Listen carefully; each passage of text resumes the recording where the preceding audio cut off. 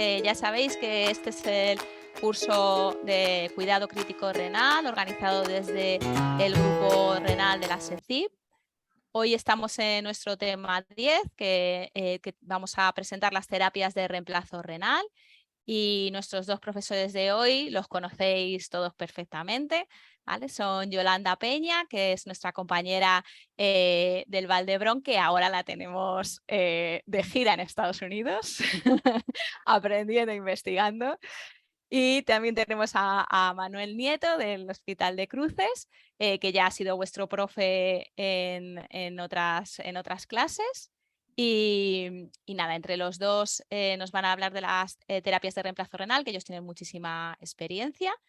Y nada, ya sabéis que podéis irnos poniendo todas las preguntas que os vayan surgiendo por el chat. Y también, por supuesto, podéis abrir micros, abrir vídeo, ¿vale? Y nada, ya sabéis que todas las clases se graban y luego las tendremos disponibles, ¿vale?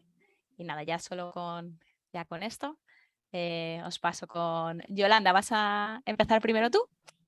Sí, lo que comentábamos, que ya ha dicho María José, sobre todo os pediría que abráis los micros, los vídeos a poder ser, porque intentaremos que sea muy interactivo. Es alrededor de un caso clínico, lo que hablábamos antes, no hay ninguna verdad absoluta, no hay maneras de hacer las cosas que sean súper rígidas, y luego además hay otro factor que todos sabemos, como cuando pasas la guardia. En aquel momento se ha decidido una cosa, pero no solo tenemos este paciente, tenemos unos cuantos más. Desde madrugada te han avisado otras cosas, o sea que por eso que la idea es presentaremos un caso real, que además viví en primera persona, y bueno, lo que vaya surgiendo, y intentaremos dar unas ideas para que nos quedemos con las ideas básicas, ¿no? Del ABC, el sentido común que decimos, que bueno, para eso tienes que tener el bagaje en medicina y el haber llevado pacientes y saber de fisiología, esto sí, pero que ya veréis que hay cosas que a lo mejor 20 años atrás, lo que comentábamos hace un momento, pues lo hubieran hecho completamente diferente, ¿de acuerdo? Entonces lo importante es que el paciente vaya bien, ¿no? Y que para que vaya bien a veces hay varios caminos y diferentes maneras de hacer las cosas. Entonces mira, a ver, aquí que comparto pantalla.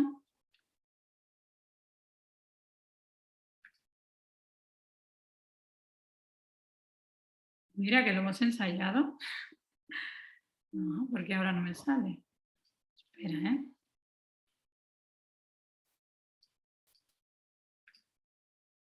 Ahora, perdón. Perfecto. Aquí. ¿Vale?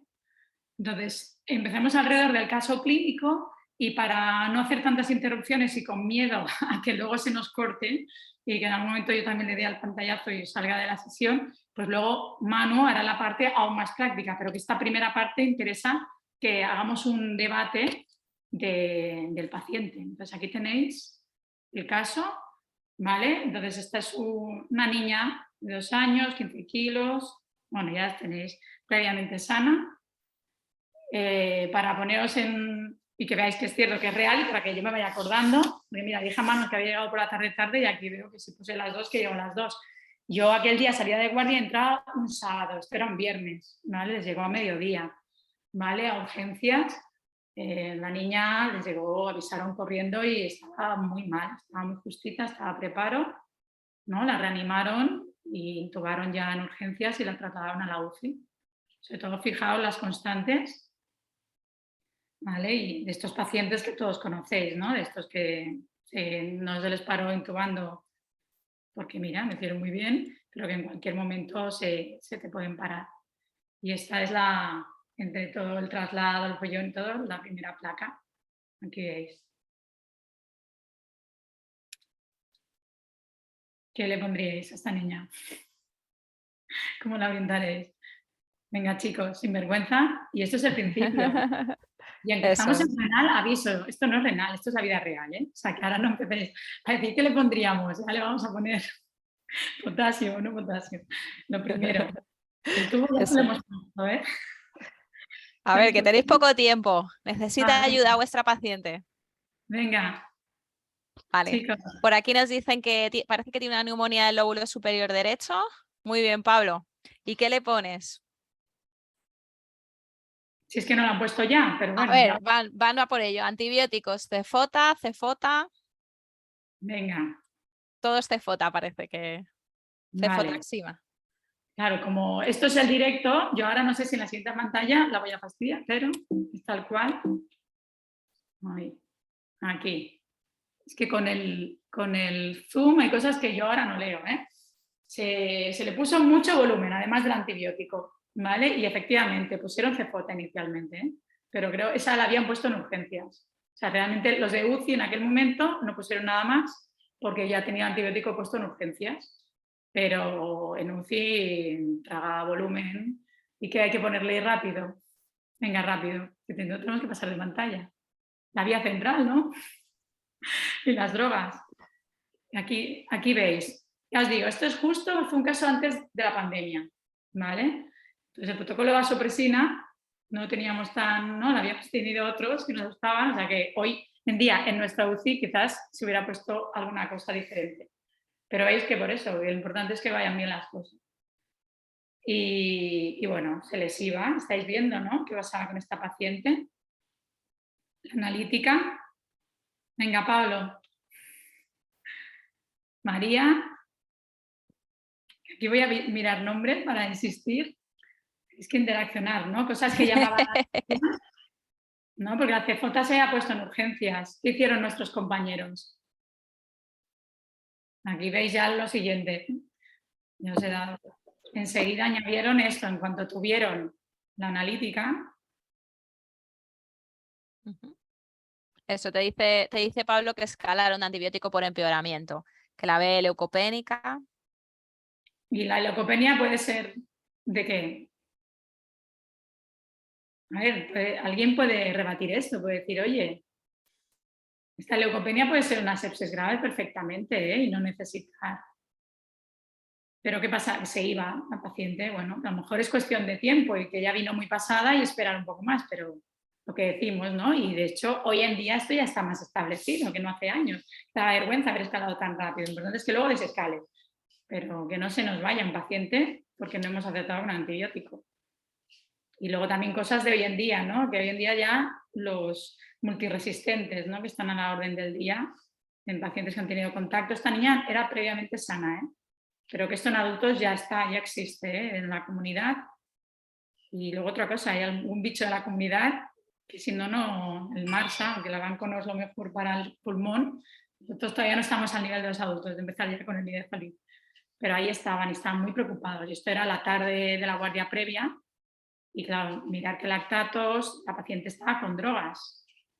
La tenían mal, ¿no? Preocupaba un montón. Unas constantes mejor que cuando llegó, evidentemente, pero bueno, mira qué expensas. ¿Alguien quiere decir algo? ¿Qué hacemos con esta paciente? Esto habían pasado ya horas y esto es lo que no recuerdo exactamente, pero bueno, no sé si fuimos nosotros, ¿no? Se escaló Homero, luego enseguida pusieron hidrocortisona y acabaron añadiendo luego el levo, ¿vale? Que lo último creo que fue a las 6 de la mañana o 7, que yo ya entraba el sábado. Cuando entramos nosotros o lo recién lo acaban de hacer, ¿no? Y esto fue lo que nos encontramos. ¿Qué hacemos ya? Me estaban esperando, ¿no? La guardia mala, que no había sido el único paciente, habían tenido el cardio haciendo arritmias, habían tenido, ¿no? Esas cosas que nunca vienen solas, no es tan chulo en plan, mira, tenemos un paciente, solo tenemos a este, que no. ¿Qué hacemos, chicos? Urinaba 20 mililitros a la hora, pesa 15 kilos. Nadie contesta en el chat, nadie se anima. No a se abrir el animan, micrófono. venga, chicos. Mira, Pablo, abre el micrófono. Y María también, que lo Venga, tenía. animaros. Venga, esto yo creo que es bonito. Sara, Sara, lo puedes decir. Sara, también ha hablado, Sara, venga. Sara, lo puedes decir. A ver, mira, están dudando, ¿eh? Están dudando si hemofiltrarla, plasma filtrarla o ponerla furosemida. No, por Tener aquí eso. 3 opciones ya en el chat. Venga, abrir los micros porque es que esto era importante, era esto. De hecho, me estaban esperando a mí Y mi enfermería estaba purgando la máquina y era el cambio de turno, eso, lo de que todos hemos vivido. Claro, claro. Eso no viene el niño Quieren solo. hacer, eso es, 2 personas, una prueba de furosemida inicialmente. Ujú. Plasmaféresis y hemofiltro, ¿no? Técnica conjunta. Ujú. A ver, de accesos vasculares, ¿qué le habíamos puesto? A ver, ¿qué pensáis? Pues lo mismo, porque podemos poner cualquier cosa. Que luego a lo mejor sale una placa, porque ya os digo que no me acuerdo, porque no os puse yo, por eso cuando lo pongo yo no se me olvida. El primero, pero seguramente, porque ahora no recuerdo la calle, llevaba. ¿Qué acceso vascular debía llevar? Vale. Hay más que quieren furosemida de momento, ¿eh? Pablo Vale. dice que una femoral. Que lleva una femoral, claro. Sí, Sí, que en le nuestra pondría vida seguro. Porque aunque nos gustan más las yugulares, cuando el niño está tan mal, tan mal, tan mal, ya sabes que tienes que reservar esta. O sea, que a veces está tan mal y no pillas la femoral, pues te vas a lo más, ¿no? Si está gorda, o sea, que por eso puede ser cualquier cosa. Vale, podría ser una o dos, también te dicen. Las 2 femorales. Una o dos. Bueno, lleva arteria, lleva vena, ¿de acuerdo? Pero por eso, que ya no solo es esto, ya tienes que estar pensando en el acceso, que no es llegar y poner nada, es que lo tienes que poner primero el acceso. Y está inestable. Pero, pues, este es el punto y es lo que es bonito que abráis los micros, porque era muy importante. Nosotros sí, nosotros le pusimos que no sé qué hacen en otras unidades. Nosotros somos muy de insistir, que tampoco es el paciente para hacer negativo, ¿eh? Lo que pasa es que lo que queremos es que no se nos siga hinchando tanto. O sea, que orine un poco más para ver si responde o no el riñón, tiene unas medias bastante aceptables, sobradillas para poder orinar para su riñón.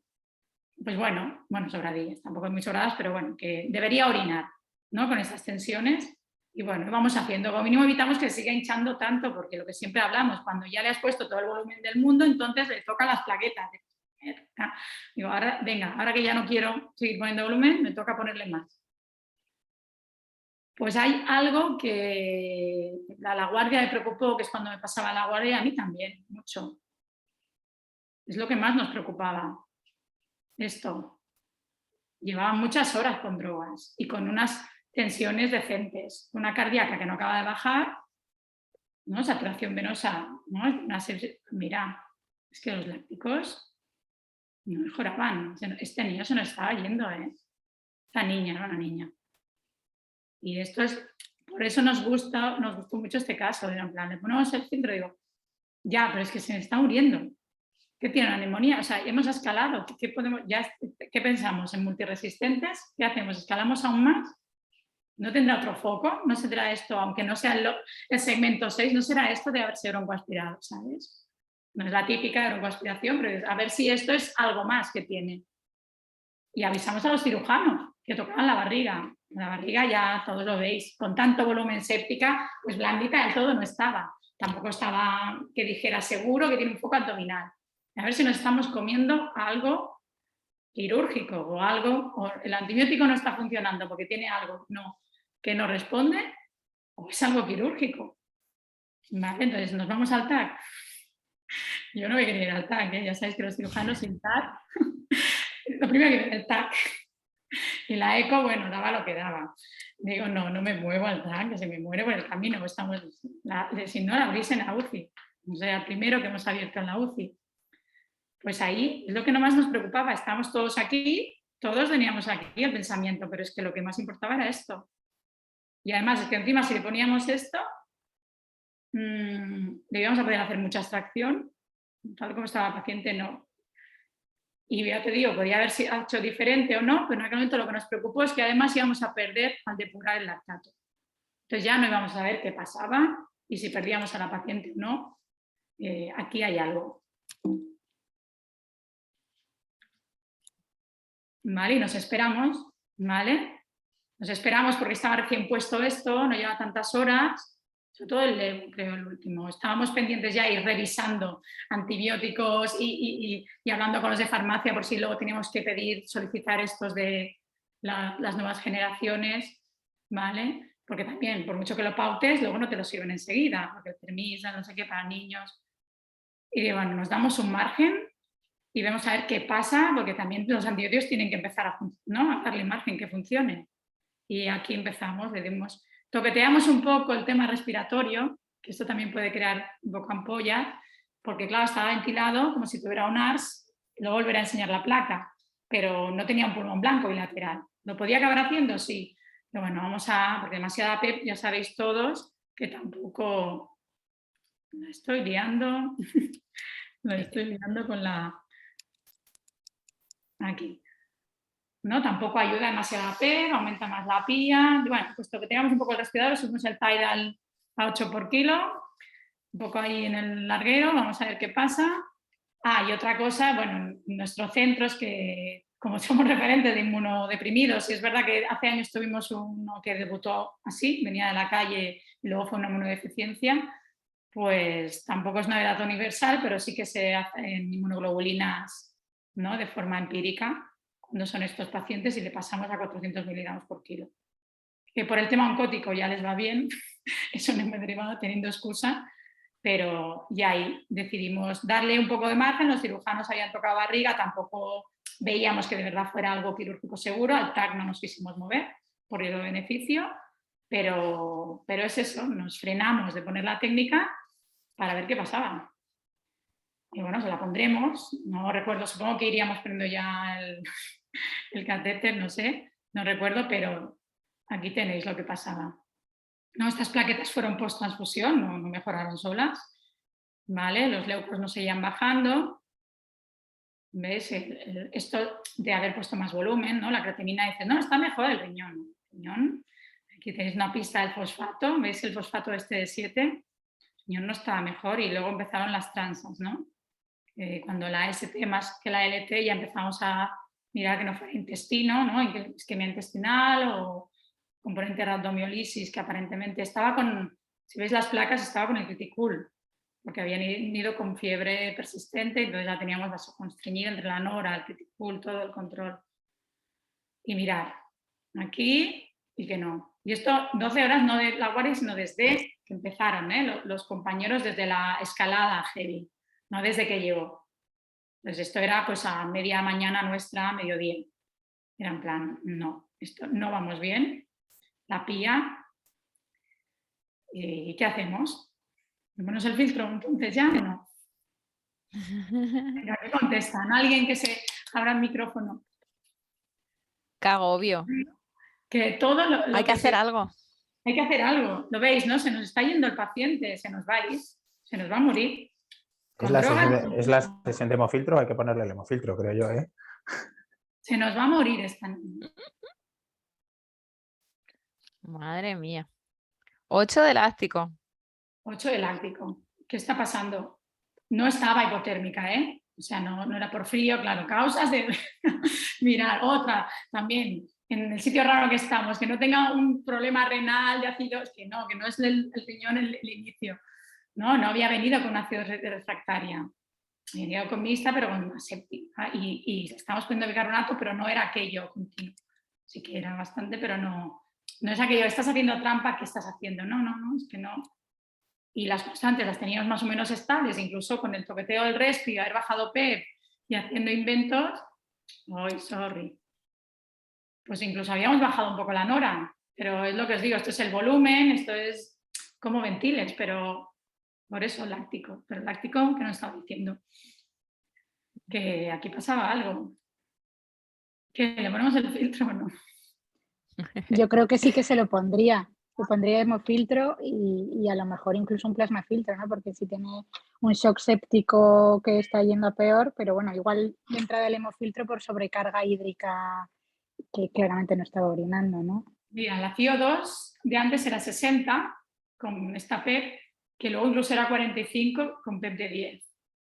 Que a veces, esto me gusta también, que si hay alguien de respiratorio quizás me mata, siempre lo de no sobredistender los pocos alvéolos que quedan bien, porque dices, bueno, la niña estaba mejor, no, estaba peor, estaba más hinchada aquí, sí, y porque estaba con menos, pues mira, porque la parte sobredistendida o la teletaseada, bueno, porque el pulmón no es homogéneo, ¿vale? Entonces sí, teníamos todavía un poco de margen, pero claro, no podemos esperar mucho. Pues mira, decidimos hacerle otra placa, a ver dónde estábamos, porque como habíamos toqueteado también el respi, digo, vamos a ver si ya tenemos el pulmón blanco bilateral. ¿Vale? ¿Cómo estamos? Lo siento, porque yo no sé hoy. Ahora, lo que habláis, ¿no? De las indicaciones ya ha salido. Todo el mundo tenemos claro, esto es lo que damos en una sesión nuestra o resis. ¿Ves? Lo de la urea por encima de 200 es como un acuerdo que tenemos en nuestro protocolo. No sé qué tenéis en otras unidades, pero no es nada absoluto, que es lo que insistimos. O sea, porque puedes tener menos urea y por trampa no das de comer a tu paciente cuando lleva ya 5 o 6 días, entonces es trampa. O sea, yo sobre todo, al menos en nuestra edad, lo que intentamos decir que no podemos apurar tanto como una diálisis convencional los de nefro, que ya cuando lo indican es para meter al paciente para siempre en diálisis convencional. Entonces, suben las ureas. Las nuestras tenemos que ir cuando depuramos un poco antes, pero si a lo mejor piensas que no le va de 2 días, pues tampoco le va a poner su filtro porque tiene 205. O sea, que esto es más que nada decir, no tenemos los mismos dinteles que de nefro. El nuestro tiene que ser más bajo para depurar, pero siempre donde estamos y dónde vamos, ¿no? Si el niño le quedan muchos días de UCI, poco, o le queda mucho de respirador o menos. Y bueno, el resto de cosas que por suerte, el otro día hacíamos bromas, porque yo tengo mucho contacto con adultos y en adultos, al menos los con los que yo contacto, todo es más relajado. Bueno, ya ellos sí que a veces ya tienen el potasio de 6, aparte que los riñones de los adultos enseguida disfuncionan, no como nuestros críos, y la verdad es que nosotros pocas veces, si no es un motivo, un problema gordo inicial renal, no nos llegamos a tener estos potasios. Porque claro, este niño, mientras tanto, esta niña, ¿qué le hemos hecho? La hemos restringido, porque le hemos puesto volumen, pero hemos restringido el suero basal. Y le hemos ido quitando el potasio, que si no, no podemos darle vueltas a si le pongo o no le pongo los aportes. Y aquí tenéis, ¿vale? Repetimos la placa para ver si ya tenía el pulmón bilateral blanco. Le habíamos ido haciendo ecos, veíamos que había líquido, pero bueno, yo la verdad es que todavía necesito la placa para ver la historia completa. Y aquí, pues, mirad lo que nos encontramos. No nos sorprendió, pero bueno, lo que llama la atención es que seguía asimétrico, ¿no? Y dices, es que es muy asimétrico. ¿Qué hicimos? ¿Le ponemos el filtro o hacemos otra cosa? Mira, no le habíamos Bárbara puesto... dice que sí, que filtro. Venga. Como diría Andrés, cantazo o pedra. ¿Qué hacemos? La tenemos con el láctico de 8, ¿eh? Madre No mía. sé qué le pasa. Pues decidimos drenarla antes. No, hicimos todo, pero dijimos, bueno, pero primero drenamos. Sí, ¿Vale? pinchar. Pues, Pincharlo, dice Juan también. ¿no? Y miramos qué tiene ahí, ¿no?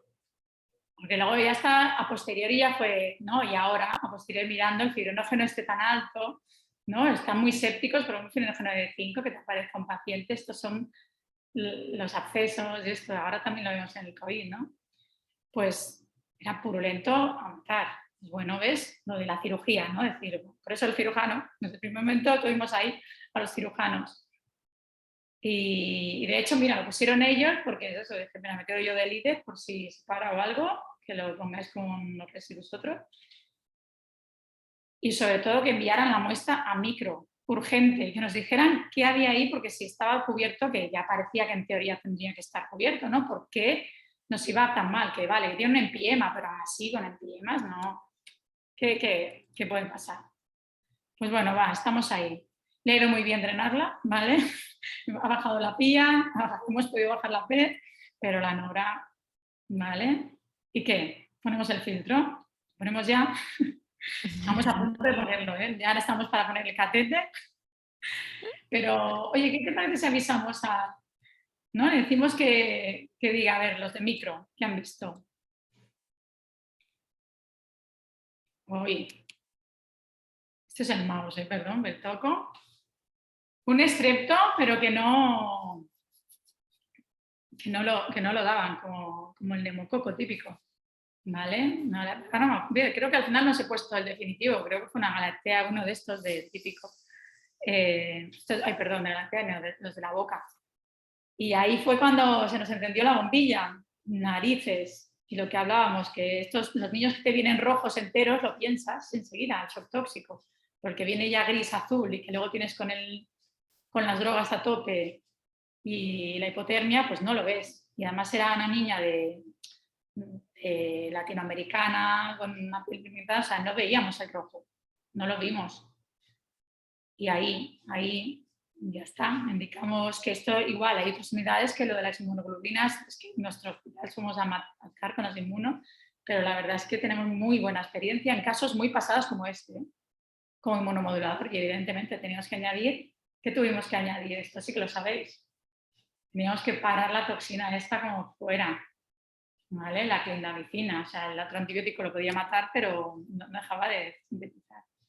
Y ahí empezamos a respirar, decimos, ya sabemos lo que está pasando. Que ponemos el filtro, ¿no? También, porque esto no lo arreglamos, sí.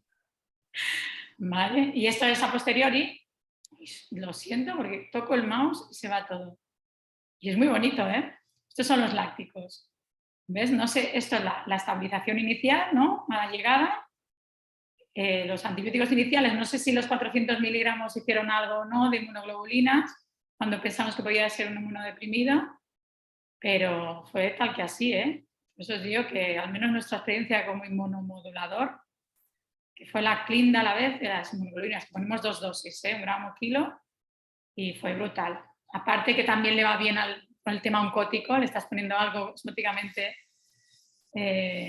activo, y entonces ves que ese líquido que estás poniendo se te extravasa y te aguanta más, baja el láctico, baja la epinefrina.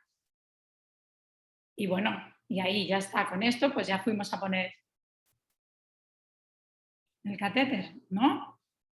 Entre un biógenes.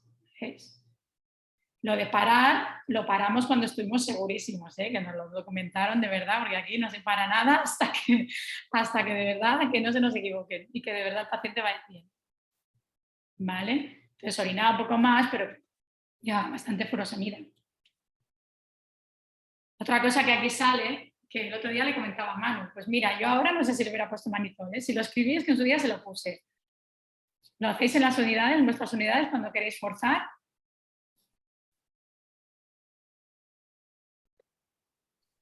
Venga, abrir micrófonos. Te dicen que no, 2 personas. No, ¿Nadie? ¿En no, ninguna unidad lo que no utilizas? lo usan. No, no ¿Vosotros contesta tampoco? nadie. ¿Nosotros tampoco, María José? Nosotros sí que somos de escuela, No. pero cada vez menos. Pero es en pacientes que en teoría los ves ya más estables, o sea, ya cuando has bajado drogas, cuando no te han parado de orinar, y quizás fuerzas un poco, oye, y alguno te responde. Lo que pasa es que también les aviso a los resis, ojo, que por eso hoy en día tan séptico ya no me haría gracia, ¿eh? Tuve mucha valentía y eso hace solo 2 o 3 años. Pero supongo que tenía una PEP de 10, que tampoco venía de peor, me atreví. Claro. Porque, no, El si te problema vas es que a veces es como un poco incontrolable, ¿no? O sea, yo sí, hace muchos años ya que no lo uso, ¿no? Pero antes cuando teníamos tantos problemas, ¿no? Con el hemofiltro y los catéteres y tal, y sí. vamos, pero a veces la diuresis, ¿no? Es un poco, ¿no? Hay pacientes que responden, ¿no? De repente como de una forma, ¿no? Y otros que no. Por eso. Entonces, Aunque he visto algún artículo últimamente. si al final Como si alguien hubiera vuelto un poco al manitol, como que ha estado unos años que no se ha usado nada y como si ahora otra vez volviera en alguna a utilizarse para volver poliúrica la insuficiencia renal. Algo he sí. visto. Nosotros, lo único que, claro, el peligro, sobre todo están sépticos, es que el aumento de permeabilidad vascular la tenga en el pulmón también. Entonces tú lo pones y se te va el pulmón y te hace una Por edema eso. pulmonar de la leche. Que por eso en un paciente sin intubar, ¿no? Y el intubado, dices, bueno, como luego de subir 10 puntos más la PEP de golpe, que esto ha pasado, ¿eh? Y en primera persona también, por eso que ojo, ojo. Pero es como también es verdad que alguno lo has puesto y luego te ha respondido y lo habías puesto con poca fe, y dices, bueno, va, si le ahorramos, que lo que tú dices, que cada vez menos, porque desde que no tenemos problemas con los filtros, somos los de la vieja escuela cuando era un drama poner un filtro, que el montaje parecía que estuvieras montando una ECMO y que luego el mantenimiento también era un drama. Pero bueno, por eso que lo saqué, y si lo puse es que lo debimos intentar por eso, pero aquí lo que tenéis y no, ya estaba mucho. Total, que le ponemos el filtro. Y ahora ya entrará Manu en breve, pero ya lo he dicho, lo primero es el catéter. ¿Dónde lo vamos a poner? ¿Y qué filtro? Porque aparte del catéter, en mi caso, las mías ya estaban purgando, yo tenían ahí, me lo tenían enseñando. Por eso os digo que este caso fue real porque tenían ahí la máquina, o sea, era en plan, se la pones ya, no se la pones, y yo que se la quiero poner, digo, pero ¿qué le está pasando? Se me está yendo. Digo, y si pierdo el lactato, luego, si no, le vamos a abrir la barriga aquí, ¿no? Que es lo que estábamos con los cirujanos, ¿eh? Como no se nos va a morir sin ver qué tiene.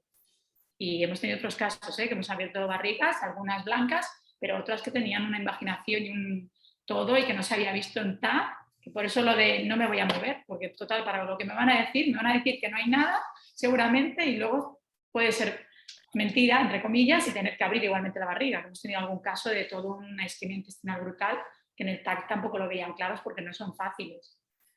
Y de ahí esto. Entonces, total, que si ya ves que estás apurando tú la indicación, lo que sí que puedo decir que ya tengas purgado el filtro y todo. Y luego cuando vas a poner ya el catéter, pues entre que lo decides y luego tardas en purgarlo, y luego ahora ya os comentará Manu, ¿no? El calentador, cómo conectamos, los flujos y cómo optimizamos. ¿Vale? Ahora Manu ya os dirá lo de los accesos, que tendréis que decir qué utilizáis en vuestras unidades, ¿vale? Y si hacéis test de flujos o no, si ponéis las llaves de 3 pasos, los filtros. Nosotros utilizamos Prismaflex, pero hay otras casas comerciales. Claro, estos son los filtros de Prismaflex, que sobre todo lo importante es lo que os hará hincapié Manu, en acordarnos que en los adultos pues ni lo tienen en cuenta ni se les preocupa, pero que en pediatría el volumen del filtro y circuito es muy importante a tenerlo en cuenta cuando estás conectando. Luego las maneras de conectar, que también Manu ahora os lo dice, a ver lo que hacéis en vuestras unidades. Y las dosis, que es solo dar 2 pinceladas respecto a cómo transportamos el agua y la molécula, que al final es todo junto, pero para simplificarlo, el solvente, ¿no? Si hablamos del agua en sí, entre comillas, pues si es por gradiente de presión estamos ultrafiltrando, y si la estamos transportando por gradiente de concentración estamos haciendo ósmosis, bien dicha, ¿no? Porque todo el mundo tiene claro el concepto de ósmosis. Y cuando hablamos de potasio, de cualquier molecular, creatinina, la difusión, ¿no? Es cuando hacemos el cambio de un lado a otro de la membrana por gradiente de concentración, y si utilizamos el gradiente de presión, entonces decimos que hacemos convección. Sobre todo recordar, porque esto ya lo sabéis, que cuando hacemos convección estamos eliminando la molécula y toda el agua que la acompaña, entre comillas, ¿vale? Y entonces lo que hacemos es luego reponer lo que no queremos que se pierda. O sea, reponemos, entre comillas, el agua, pero es que a la práctica en realidad sí que estamos reponiendo agua y un poco de electrolitos. ¿Y qué estamos perdiendo? El agua que se ha ido con la molécula no era agua, era un ultrafiltrado del plasma que tiene aminoácidos, antibióticos, que hay otro motivo de decir, como le ponga el filtro, ya no sé para qué dosis lleva, digo, ahora la vamos a liar. Digo, no sé si voy a ir, no sé los lácticos cómo van a ir, y luego encima no voy a saber si es que me estoy quedando sin la dosis correcta de antibiótico. ¿Vale? O sea que esto era ya para virguerías de cuando eres friki de la técnica y ya sabes cosas. ¿Vale? Lo del coeficiente de Sievin, que antiguamente se daba solo para la diálisis, pero bueno, ahora por concepto es fácil de tenerlo para todos, ¿no? ¿Qué porcentaje estás perdiendo por la orina o por el ultrafiltrado, ¿no? de la máquina, ¿no? Por el pipí de la máquina, como les digo. A mi resis, si una molécula se pierde totalmente, tiene un 1, pues es que la estás perdiendo entera, ¿no? A las pequeñas. Y hay otras, estas las membranas de diálisis convencional, esta diapositiva, ya veis, estas ya no hay solo de estos materiales, hay otros ya mejores, pero para que veáis que aquí los orificios de nuestros filtros, los de UCI, que no los de diálisis convencional, que ahora los están haciendo más grandes, o sea, se están solapando, ahora en nefro hacen diálisis extendidas, más largas y con agujeros más grandes, y nosotros, que siempre hemos tirado el UCI de agujeros grandes porque básicamente queríamos perder agua. Porque siempre les digo que los primeros en poner un filtro fueron los neonatólogos, antes que los adultos. Esto fue un invento de la pediatría. ¿Vale? Y acordarnos del tope de peso molecular es el parecido a la albúmina, para no perder albúmina, ¿no? De estos agujeros grandes. Las dosis, que ya ahora las debatiréis con Manu, ¿vale? Lo que dicen los libros, y que ponemos más sustitución o más sustitución o convección o más diálisis. Y sobre todo lo importante es lo de que ya se ve hoy en día. Ahora sobre todo esto es más de cara a la heparina, ya haré alguna pincelada de citratos, pero hoy no daba tiempo de más, pero sobre todo lo que se ha visto es lo de hacer pautas dinámicas en el tiempo. Claro, con citratos depende de lo que te obligue la máquina, ¿vale? Esto lo dirá ya a mano, y entonces aquí ya tenemos, ¿qué catéter le pusimos? Que creo que se ha visto. ¿Qué le pondríais en vuestras unidades? Como primera elección, si no tenéis contraindicaciones. Venga, va. Venga, Bárbara dice una yugular interna. ¿Todos haríais yugular? Porque la CADIGO es lo que recomienda, ¿eh? La CADIGO recomienda que el acceso vascular de elección es la yugular.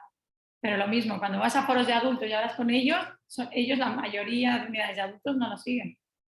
Yugular interna 7F. Preguntan si sigue con coagulopatía para decidirlo.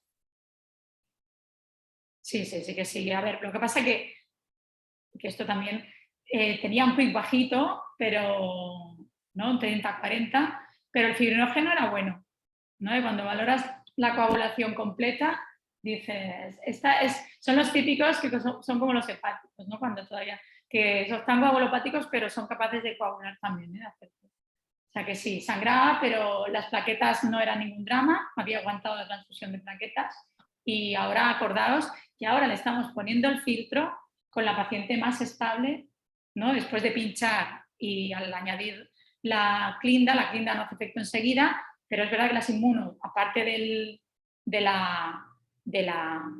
bloqueo de la toxina, solo por 1 gramo por kilo de inmunoglobulinas, las inmunoglobulinas tienen un peso molecular muy alto. Entonces es un poder oncótico en la sangre que hace que aguante más el líquido intravascular. La NORA se bajó a 0,15, ¿de acuerdo? O sea que estamos poniendo ya el catéter en otras condiciones, teníamos margen, y si estábamos estabilizando a la paciente no era de prever que continuara empeorando la coagulopatía.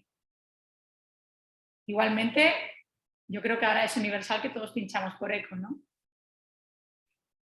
Pero también en cada unidad quizás es diferente. Nosotros en los hepáticos que nos vienen coagulopáticos perdidos, pues alguna vez hemos tenido que poner la yugular también. Y nos hacía gracia. Pero sobre todo los lactantes pequeños, que la femoral está colapsadísima, es un debut de aquellos que están fatal también, acidóticos, y al final es que si no estás sin acceso vascular y te vas a la yugular aún con coagulopatía, cogullado. Claro. Pero sí, muy buena pregunta. No, en esta...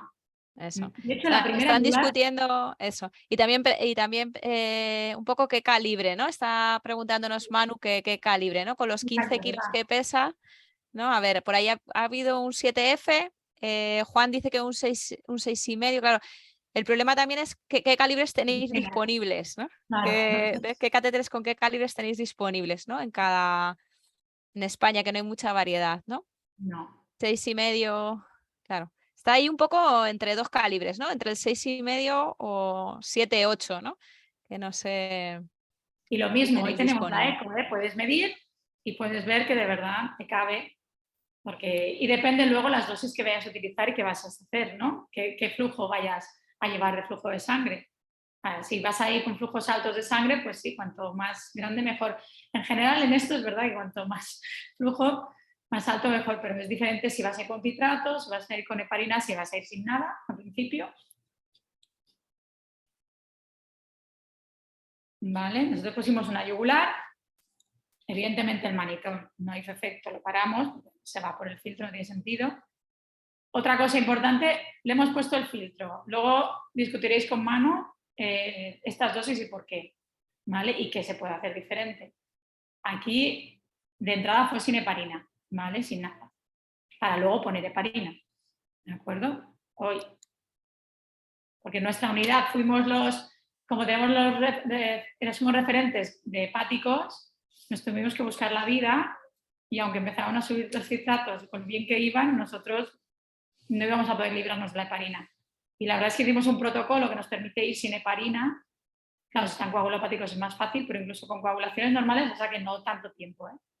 Y ahora al revés, mi jefe no quiere empezar los citratos. Digo, hombre, hay algunos niños que nos faltan accesos vasculares y que tendrán que hacer citrato. Pero por esta razón tampoco.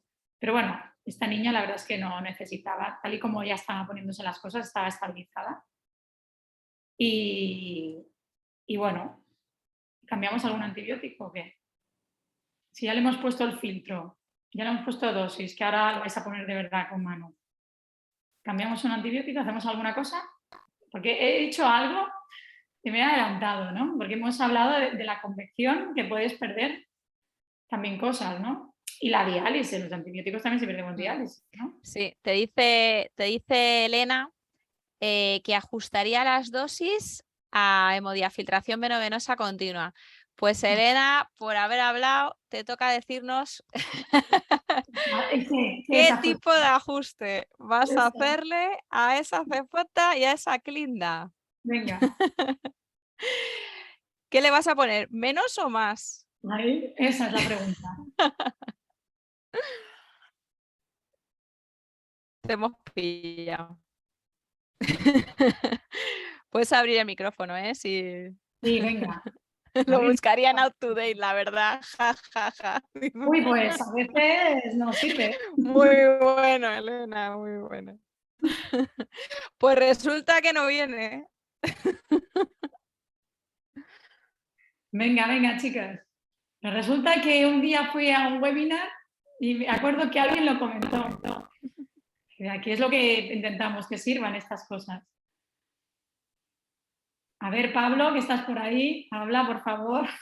María, de La Paz también. Venga, abrir el micrófono, chicos. Sí. Pues Elena, es que Elena está se acaba de meter en el UpToDate y dice que la cefota 35 a 70 miligramos por kilodosis cada 12 horas. Pues nada, Elena, te va a tocar hacer un caso clínico sobre este tema. Porque, a ver, aquí los profes del curso te decimos que ese UpToDate lo vas a tener que UpToDate tú. Exacto. Pero lo dejamos para otro, para otro día. ¿No? Si ves cómo ha sido muy chulo. Mira, esto no lo había mirado, ¿eh?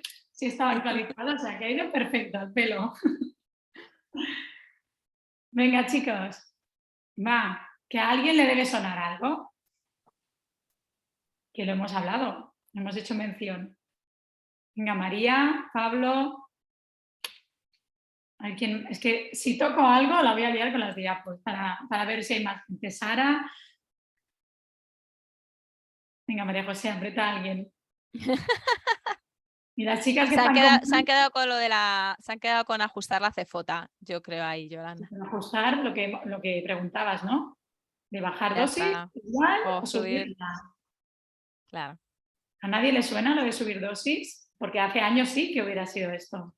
Sí, Pero... Pablo piensa que sí, que probablemente haya que subirla. ¿Y cuánto la subimos?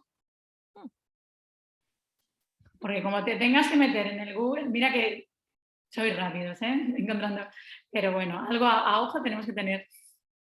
La cefotaxima es una molécula grande o pequeña. ¿Se perderá o no se perderá?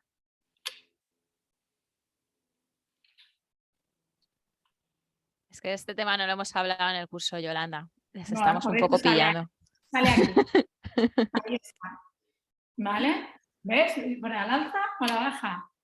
Entonces, esto es del año catapún, pero sirve que en aquella época esto era importante, antes de que existían las candinas. Pero por eso la quise mantener con esta diapo, porque sigue siendo de actualidad. Porque luego empezaron a darse cuenta de esto, porque por eso os digo, yo viví de residente, ¿no? María José también, las convecciones altas y el paper de New England de Ronco diciendo que todo iba mejor y luego todo el mundo haciéndolo, pero todo el mundo de verdad. Y luego papers diciendo que esto no iba bien y que incluso aumentaba la mortalidad. Ya no porque se coagulaban, porque que era un drama, sino porque estabas perdiendo antibiótico. O sea, le ponías unas dosis que te quedabas sin antibióticos y te moría séptico el paciente perdido. ¿Vale? Entonces, lo más importante, a ver, esto es en plan sencillo, ¿eh? Lo que siempre dicen, el peso molecular, ¿no? Pero es que la mayoría de antibióticos tienen un peso molecular mediano o pequeño, están de los que se pierden. Entonces, por eso al final es la unión a proteínas, porque si unen a proteínas ya está, no tienen el peso molecular muy grande, ya no se pierden. Entonces, es tan fácil como mirar en el Wikipedia la unión a proteínas, ya está, ya lo sabes. Y evidentemente, sobre todo esto tiene que preocuparte cuanto más pequeño sea el volumen de distribución. Si tienes un medicamento que es lipofílico, con un amplio, pues es que no te se va a perder. Pero el resto de antibióticos, los hidrosolubles, pues tienen volúmenes de distribución normalmente pequeños, normales pequeños, que son los que más se pierden. Y si además no tiene una unión a proteínas muy alta, que yo no me la sé, no hace falta, pero solo hizo falta mirar unión a proteínas. Y dices, pues va a ser que no, vamos a hacer algo. Pero lo importante es tener en mente eso, que ojo, que a lo mejor le pones el filtro y se te va el antibiótico. O sea, que tienes que vigilar. Y por ejemplo, esto, antes de que existieran las candinas, cuando tenías niños fatales, una candidemia, que empezaban a haber ya resistentes al ANFO, pues añadíamos azoles, pero claro, es que se iban con el filtro y no estabas haciendo nada, ¿de acuerdo? Hoy en día con las candinas ya está, pero por eso. Pero luego al hacer estudios y papers, y hay muchos papers que miran antibióticos en sepsis sin filtro, de meropen, en dosis de meropen en detazo, que ya se ven infradosificados. Por eso la infusión continua, porque el volumen de distribución cambia, pues imaginaos con el filtro. O sea que, por eso ahí, por frikilandia mía, aún tenía más, no sabía lo que tenía el paciente, además pensaba, luego se le va a ir el antibiótico, vamos a esperar. Lo tenía todo preparado, pero digo, luego el catéter no tiene que ser muy, muy complicado, luego puede pasar problemas, pero no, luego era rápido, entre comillas. Y aquí... Y sí, mirando la unión a proteínas de la cefota dices, hombre, pues no me hace gracia, ¿eh? Y esto ya es fricada, ¿eh? Porque estaba de guardia la que le gusta este tema. Y lo cambiamos a ceftriaxona, ¿vale? Que se une mucho a proteínas. Y dices, bueno, estoy tratando una sepsis con ceftriaxona. Digo, bueno, digo, la cefota en principio mejor, pero quizás le aumentas el 30%, que es lo que dicen la mayoría de esto, aumentar incluso un 30%. Maynard fue el que acuñó el concepto de dialitrauma. Por depurar demasiado perdemos cosas importantes, ¿no? Aminoácidos, antibióticos. Maynard, español, de Madrid, no recuerdo de qué hospital, de adultos, en una carta al director, y además lo conocí en un congreso súper majo, y por eso, pero se podría haber seguido y tanto hubiera ido bien, la subes un 30%, pues subes lo que tengáis cada uno en la unidad. Y lo que le digo también a mi resis, que le salga por las orejas, no es nefrotóxico, ¿a que no? Pues si no es nefrotóxico, que le salga por las orejas, esta niña tiene que empezar ya a curarse. Y luego ya le pondremos dosis más normales. Pues le subes un 30 o un 35, redondeas hacia arriba. Y en nuestro caso hicimos lo de la ceftriaxona por esto. Y porque hemos tenido algún caso ya previo que sí que le iba de esta virguería. Y aquí ya estamos. Pues ya la hemos curado, ya le hemos puesto el filtro, ya todo va a ir bien. Pues no, pues venga, Manu, explícanos, volvemos un poco a la conexión, ¿vale? Porque esto ha sido todo seguido, pero lo más importante también es que no es decidir, lo ponemos y ya está, se acaban los problemas. A ver, quito, y de aquí que ahora insistamos en cómo se tiene que cuidar el circuito del mantenimiento. Aquí.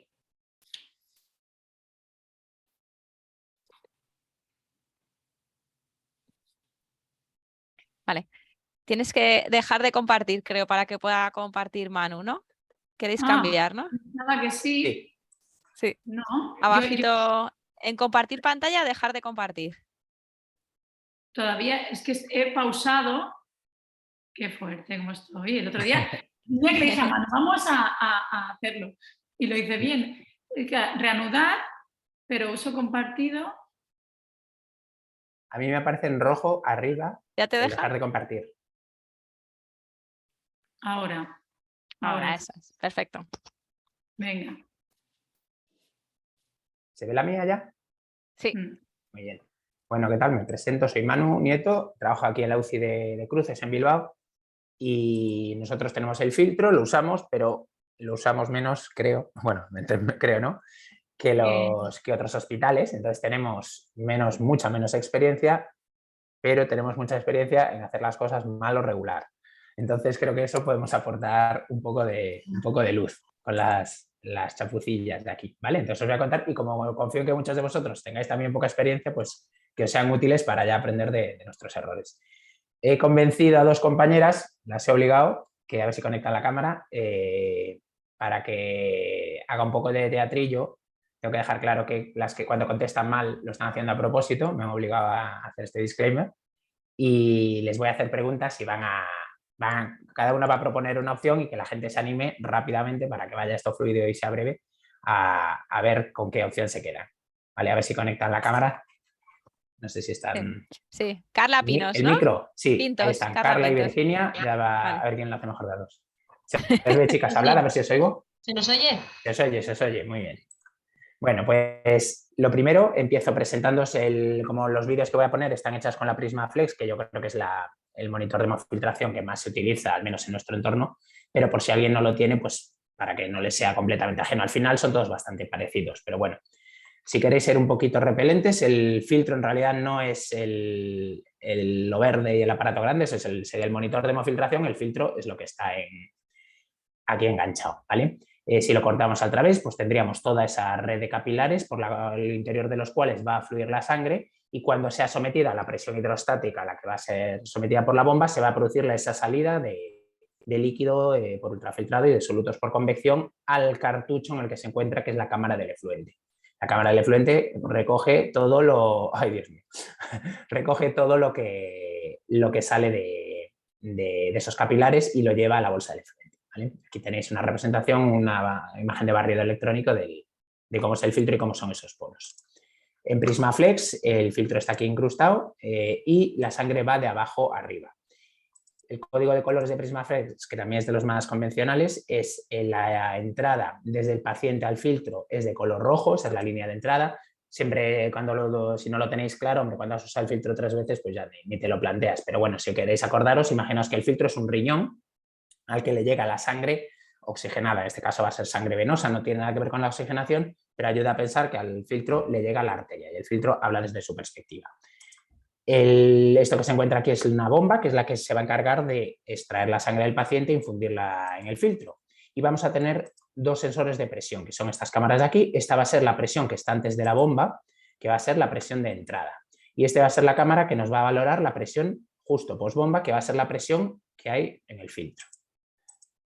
Por lo tanto, si la línea de entrada es la roja, la de retorno al paciente va a ser la línea azul, que ya veis que sale por arriba y pasa por este artefacto que está aquí, que es la cámara atrapa burbujas, cuya función principal es, pues si ha entrado algo de aire al circuito, pues efectivamente que se quede ahí atrapado y no llegue al paciente. Por si acaso, justo debajo está un detector de aire en la sangre y si detecta que hay alguna burbuja, la pinza que está aquí debajo clampa para que no le pase nada al paciente.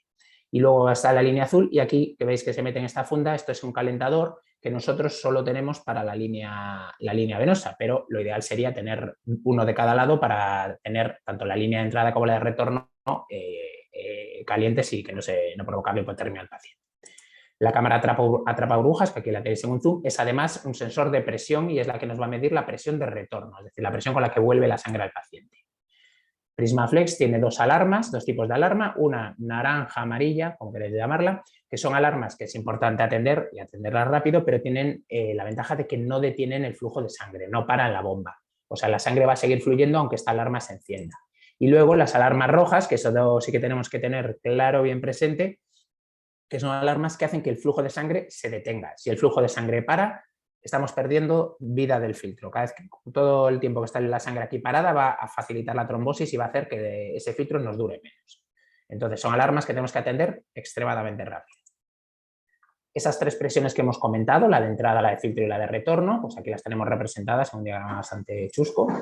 Entonces la presión de entrada, pongo que siempre es negativa siempre que esté conectada al paciente a territorio venoso. Obviamente si está conectado a un circuito de ECMO, pues esto sería distinto. Pero bueno, para lo que estamos comentando, va a ser una presión negativa, va a ser la bomba succionando, extrayendo sangre del paciente y nos va a hablar de que los problemas que puede haber con el catéter, con esta luz de roja en la que tenemos conectado el filtro, bien porque se ha codado, porque se ha trombosado, porque el paciente ha adoptado una postura un poco extraña, o bien porque hemos programado un flujo de sangre demasiado ambicioso para ese catéter. La presión roja, la alarma roja que para la bomba va a ser la de presión extremadamente negativa, presión de entrada extremadamente negativa. Y es la alarma que probablemente más guerras va a dar durante las terapias con el filtro. En el otro extremo tenemos la presión de retorno, que va a ser siempre positiva porque es la sangre entrando dentro del paciente y al igual que la roja, pues la de entrada nos va a hablar de la otra luz del catéter, por la de retorno, y nos va a avisar cuando haya un problema con esa luz o cuando hayamos pautado un flujo demasiado elevado para ese catéter. Cuando hay un flujo elevado suele avisar antes la presión de entrada que la de retorno, pero podría darse las dos situaciones. Hay dos alarmas rojas que detienen la bomba, que son obviamente la de presión de retorno extremadamente positiva, en cuyo caso tendríamos que ver qué pasa con ese catéter, pero hay otra también muy importante que es desconexión del retorno. Esa es una alarma que pita cuando, para la bomba también porque es roja, y pita cuando se produce una caída de presión significativa respecto a la presión con la que venía trabajando previamente el filtro. Y diréis, pues esa presión, eso es fenomenal, no sé por qué me avisa. Porque si el paciente estaba con el cuello acodado y ha movido la cabeza y ahora el filtro va mejor, ¿para qué me avisa? Pues lo que trata de avisarte es de que tengas cuidado por si se ha producido una desconexión accidental del catéter. Esa caída de presión podría ser que ahora el paciente está siendo exsanguinado a un ritmo bastante rápido a la cama. Entonces es una alarma que lo único que requiere es chequear que no está pasando, que eso no está ocurriendo y podemos continuar. Y por último estaría la presión de filtro, que es la que monitorizamos aquí y que nos permite saber cuando pase algo en el catéter, en la línea de retorno, también nos va a avisar, porque obviamente si aumenta aquí, si se produce una obstrucción en el retorno, pues aguas abajo vamos a tener un incremento de presión, pero nos va a servir para conocer qué está pasando en el filtro. Cuando haya un problema en el filtro, veremos que la presión de filtro sube y la de retorno no. Y eso es la caída de presión de filtro que la vamos a mencionar después. Entonces, la alarma roja es la más temible, que es la que va a hacer referencia a que el filtro se ha coagulado. Y ahí tampoco tenéis que correr mucho porque ya probablemente poco podéis hacer. Este es el rango de presiones en el que trabaja PrismaFlex. Menos 250 es la presión negativa, la presión de entrada máxima, o sea, mínima, más negativa con la que puede trabajar, y la de retorno más 350. Luego, los líquidos que vamos a utilizar, el código de colores de PrismaFlex es líquido de reposición, no sé si es universal esto, pero el de PrismaFlex es así, es morado-violeta para líquido de reposición, verde para líquido de diálisis, en blanco, si no usáis citratos, probablemente este no lo utilizaréis, pero sería un líquido que vamos a infundir antes de la bomba, entonces si no estáis usando anticoagulación con citrato, pues probablemente no lo vais a utilizar. Y por último, la bolsa de fluente, que sería la amarilla, que sería como que recoge la orina, lo que sale del filtro.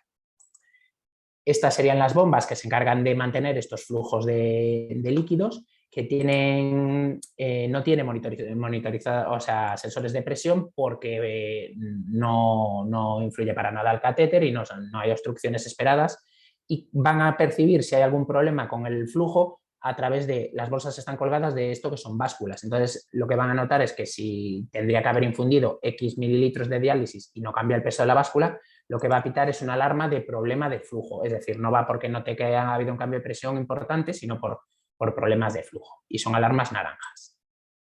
Y por último, si hacemos anticoagulación con heparina, que es solo de lo que vamos a hablar hoy, esta sería la jeringa de heparina que infunde, según programemos la anticoagulación nosotros, aquí, justo antes de la entrada en la bomba, el flujo de heparina. Entonces, un poco en relación con el caso que nos ha expuesto Yolanda, pues lo que tendríamos que tener en cuenta antes de conectar a nuestro paciente serían estos pasos. Empezaríamos primero por elegir la terapia. Este es el monitor que os aparece. Lo primero sería darle nuevo paciente, si estáis con paciente que es la primera vez que lo utilizáis. Y ahora elegir terapia de reemplazo renal, si es lo que vais a hacer. Y luego dentro de las distintas opciones que hay aquí, si tenéis alguna duda, apretáis ayuda y os va a explicar qué es cada sigla. Os recomiendo que elijáis siempre hemodiafiltración venovenosa continua. Podéis elegir también sin diálisis. Da igual que queráis usar diálisis o no, elegir siempre esto porque si queréis con hemodiafiltración venovenosa continua podéis poner un flujo de diálisis de 0 si queréis. En cambio, si elegís hemofiltración, o sea, en vez de hemodiafiltración, si luego queréis poner flujo de diálisis no os lo va a permitir. Así que de entrada, siempre hemodiafiltración venovenosa continua. Luego, el sistema de anticoagulación que queréis elegir, podéis hacer sin anticoagulación. Me ha estado contando Yolanda, no le ha dado como vergüenza contarlo, pero me parece increíble, me parece para estar orgullosos que ellos utilizan flujos de sangre muy elevados y han sido capaces de hacer terapias sostenidas sin anticoagulación. Me quito el sombrero. Pero podéis utilizar citratos o heparina. Nosotros hemos empezado a utilizar citrato, que tiene unas singularidades en cuanto a unas particularidades que te puede intimidar, sobre todo si no usas mucho el hemofiltro, te puede echar para atrás de, si no tenemos experiencia nos vamos a poner a hacer citrato. Yo os animaría porque es más sencillo, el manejo es muy sencillo, los filtros duran más y en unidades en las que justo tienes menos experiencia o estás menos curtido, te va a venir mejor que te dure más el filtro y no tener que estar recambiándolo que las pequeñas particularidades que tiene el citrato. De todas formas, como la mayoría de la gente todavía creo que usa heparina, yo ya digo, os animo a nosotros desde que hemos empezado la enfermería está muchísimo más contenta y nosotros también. Pero bueno, como la mayoría de la gente usa heparina, vamos a hablar de anticoagulación sistémica con heparina. Y luego pues ya te aparecería la pantalla, que aunque esto en la mayoría de las unidades lo suele hacer la enfermería, os animo a que aprendáis a montar el filtro. Es muy sencillo, solo hay que seguir las indicaciones que aparecen, seguirlas paso a paso, pues ya veis el código de los dibujitos con colores son muy claros. Os animo a que aprendáis a hacerlo porque es relativamente sencillo, a que lo hagáis siguiendo las instrucciones y sobre todo porque si la enfermería luego, aunque esté familiarizada, luego llega el verano, las sustituciones, llega gente que no ha trabajado con la terapia, igual es su obligación saberlo, pero si no lo saben, el problema te lo comes tú. ¿Qué líquidos elegir? Nosotros usamos los líquidos de Baxter y usamos fundamentalmente de entrada para empezar la terapia usamos Prismasol con 2 de potasio. La diferencia de los 3 Prismasoles es que tenéis con 0, con 2 y con 4. Nosotros para empezar las terapias usamos Prismasol 2 y cuando está a tiempo, llevamos ya 24 o 36 horas, que los pacientes por lo general ya están bien depurados. Nosotros la indicación que más utilizamos siempre es más por sobrecarga hídrica que por alteraciones por diselectrolitemias, ya utilizamos Fosilium, que es un líquido que la mayor particularidad que tiene es que incorpora fosfato. La ventaja que tiene esto es que como los de Prismasol no tienen fosfato, al cabo de unas horas de terapia o de un día de terapia, el paciente va a hacer una hipofosfatemia. Entonces, vas a tener que suplementar las bolsas. Cuanto menos suplementéis las bolsas, mejor, porque nosotros las suplementamos un montón, empezamos toqueteando todas las bolsas, pero eso desde la perspectiva de la seguridad es un riesgo muy, muy, muy grande. Vale, entonces todo lo que podáis utilizar, líquidos que ya vienen preparados, pues mejor. El Fosilium, el que usamos es el de 4, ya tiene 4 de potasio y tiene el fosfato, no me acuerdo cuánto tiene, pero vamos, el necesario que viene, 1 milimol litro. Con eso ya puedes hacer una terapia de días prolongadas sin casi suplementar. Sí que nos suelen hacer una hiponatremia que acabamos suplementando un poquillo, pero bueno, todo lo que sea manipular lo menos posible, pues mejor.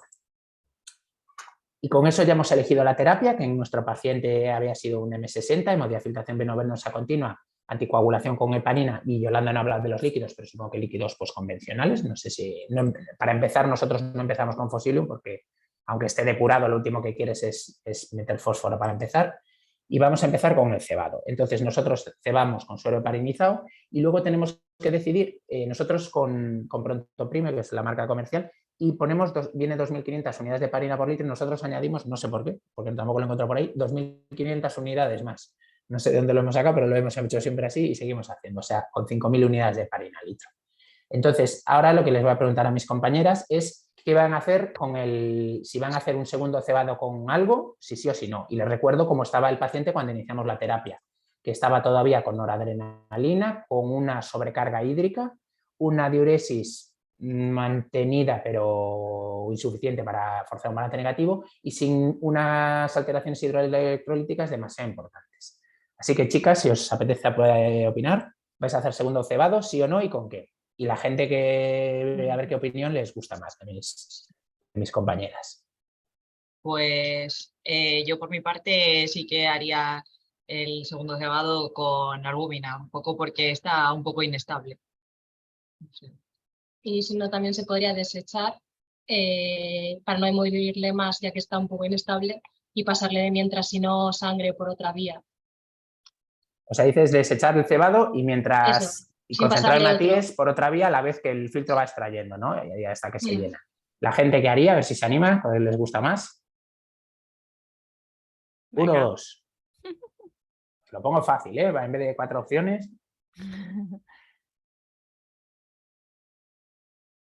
Vale, parece que la primera opción. 1, 2, Uno es 3. desechar, Manu, 1 es desechar y 2 segundo cebado. 1 es desechar, no, perdón, al revés. 1 es cebado con albúmina y el segundo es desechar y a pasar concentrado en matiz por el otro lado. Vale, parece que la mayoría de la gente no está a favor de recebar con algo, ¿no? En principio, nosotros cebamos con suero heparinizado y hacemos un segundo cebado con coloide. Nosotros de entrada, en un niño inestable, nos parece que, hombre, estaría la opción de, sobre todo en los niños más pequeños, de cebar con sangre reconstituida, pero a nosotros eso nos resulta por infraestructura imposible porque tenemos que pedirla al banco de sangre y nos llega pues, a las 12 horas. Entonces tendríamos la alternativa de usar concentrado de Matíes previa dialización, que lo describen por ahí, porque el concentrado de Matíes, no os olvidéis que muchas veces lo llamamos convencionalmente sangre, pero se parece a sangre como huevo a una castaña, o sea, es una solución que tiene un pH 6,80, un montón de citrato, un potasio por las nubes, un hematocrito de 65. Infundir eso rápido, pues es delicado. Entonces, si cebas con concentrado de Matíes, pues si quieres puedes, sin conectar al paciente, dializarlo. Nosotros nunca lo hemos hecho. Por ahí la gente lo publica y me parece que tiene pues, sentido.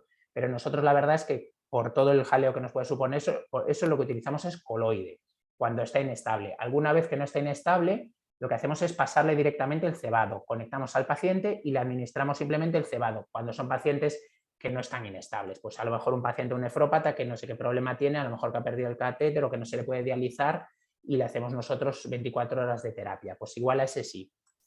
Si hacemos eso y le pasamos el cebado, hay que tener en cuenta, nosotros al iniciar la terapia ponemos un bolo de heparina. Hay que tener en cuenta que ese volumen de filtro lleno de suero heparinizado, si hemos cebado con 5.000 unidades, ya va a tener una dosis importante de heparina que debemos de descontar o directamente no administrar ese bolo. Y yo lo que desaconsejo completamente, porque no veo qué sentido tiene, pero en mi unidad lo hacíamos hace años, ya por suerte hace mucho que no, lo de desechar el cebado, porque ahí sí que le vas a provocar una hipovolemia, porque cuando el filtro empieza a extraer líquido, empieza a extraer la sangre del paciente y la tiras a una batea o a donde lo tires, pues claro, le estás robando volumen, además a un ritmo muy elevado.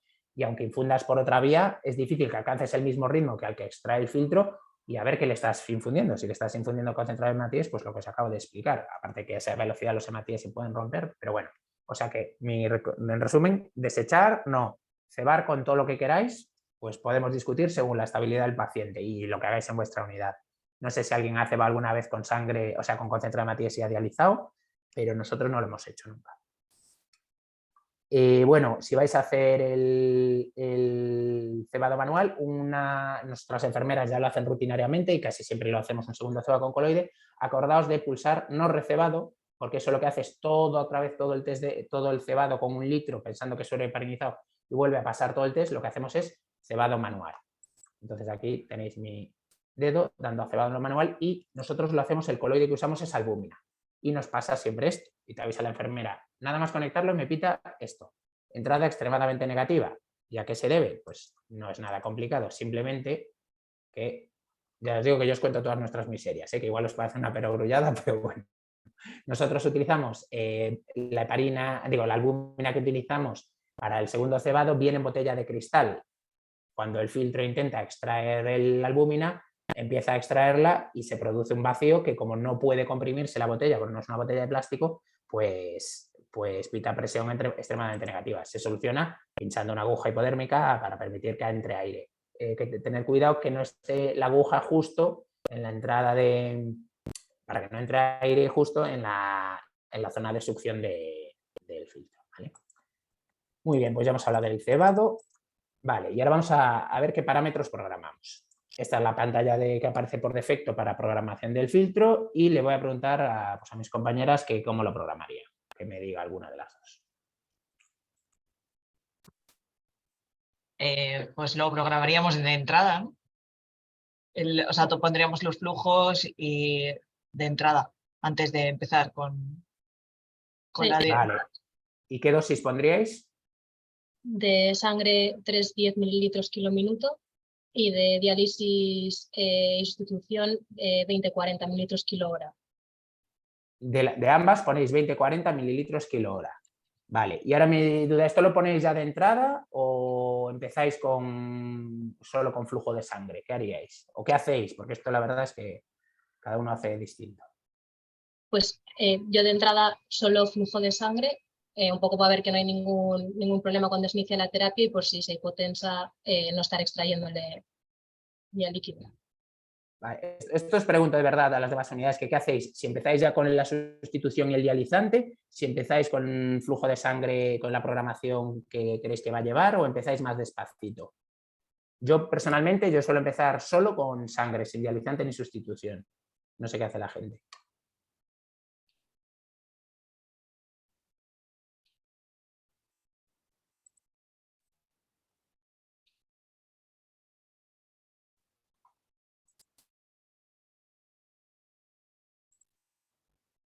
Pues parece que todos te contestan, Manu, No sé cuál que es el solo vale, flujo pues de vale. sangre y que suben poco a poco. Vale, empezáis por... Vale, bien. Pues yo hago eso, aunque tampoco muy poco a poco, porque me da miedo cuando empiezo muy despacio, que la sangre, cuando me pongo nervioso, cuando empiezo a ver que va a ritmo de lentito, lentito por el filtro, a mí eso me pone un poco nervioso. Entonces yo ahí ya lo empiezo a subir. Pero bueno, me parece que es, vamos, lo que vamos haciendo todos más por miedo que vergüenza también. Vale, muy bien. Entonces, esto era un poco lo que comentaba Yolanda, que ha dicho que lo comenté yo, pero me parece bastante interesante. Sobre todo, ya os digo, para las unidades que igual no hacemos tanta terapia. Uno, lo que Yolanda no ha mencionado, que le voy a animar a que os cuente, son que ellos usan flujos de sangre muy, muy elevados. Por eso también preguntaba que qué calibre de catéter. Porque el flujo de sangre alto te atreves, tanto en cuanto te has atrevido a meter un buen troncho en esa yugular, que ya hay que empezar por ahí, porque claro... pero los flujos de sangre altos lo que está claro es que te va a permitir hacer una terapia mucho más holgada en cuanto a anticoagulación, en cuanto a sustitución y en cuanto a todo lo demás. Y luego nosotros usamos mucho ese 20-40 mililitros kilo de sustitución y 20-40 mililitros kilo de diálisis porque sí, porque es lo que pone nuestro protocolo y ahí lo ponemos. Y muchas veces hay que tener en cuenta que la sustitución la vamos a utilizar para depurar moléculas grandes y la diálisis para moléculas pequeñas. Si nuestro paciente está bien depurado, no tiene sentido estar sustituyendo de 20-40 mililitros kilo a la hora ni dializándole a ese ritmo. Por todo lo que ha explicado Yolanda, que con la convección vamos a perder fármacos, vamos a perder otras cosas. Y además, la fracción de filtración, que vamos a hablar después también, eso me va a cortar la vida de filtro. Si yo estoy utilizando una sustitución elevada, como el paciente no se entera, te da sensación de que, bueno, que el filtro le da igual. Tú le pones 300 o le pones 600 de sustitución y no pasa nada, porque el paciente no se entera, porque si le mete 300, pero luego le saca 300, pero luego le mete 300, pues no, el paciente no nota nada, pero el filtro ha tenido que trabajar. Eso es fracción de filtración más alta y mayor riesgo de anticoagulación. Entonces, yo lo que os animo es a que programéis una sustitución y una diálisis en relación con el grado de depuración que queráis, sobre todo en pacientes en los que muchas veces pones el filtro por sobrecarga hídrica, no por depuración. Entonces, hay que tener en cuenta eso, y luego que la reposición la podéis hacer prefiltro, ya sabéis, el flujo de sangre se va a mezclar con el líquido de reposición y va a ser extraída después. Eso nos va a permitir una menor hemoconcentración, porque primero diluimos la sangre en predilución, que se llama también, y luego extraemos, pero eso en cambio nos va a disminuir un poquito la eficiencia de la terapia, porque vamos a estar extrayendo parte del volumen que acabamos de infundir previamente del líquido de reposición, con lo cual estaremos depurando un líquido que ya está depurado, o podemos hacer una reposición en postfiltro, en cuyo caso solo pasa la sangre, extraemos líquidos solo de su sangre y luego la reponemos. Eso es más eficiente, pero tiene el riesgo de que tiene un mayor grado de hemoconcentración, porque aumentamos más el hematocrito, con un mayor riesgo de coagulación. Entonces, vosotras, chicas, ¿cómo hacéis? ¿Pre o post? Pues bueno, yo un poco pensando en lo que has dicho de la hemoconcentración, que así esté menos. Y aquí creo que se hace post también por la cámara atrapa-burbujas. ¿Y cómo hacéis los demás? ¿Pre o post?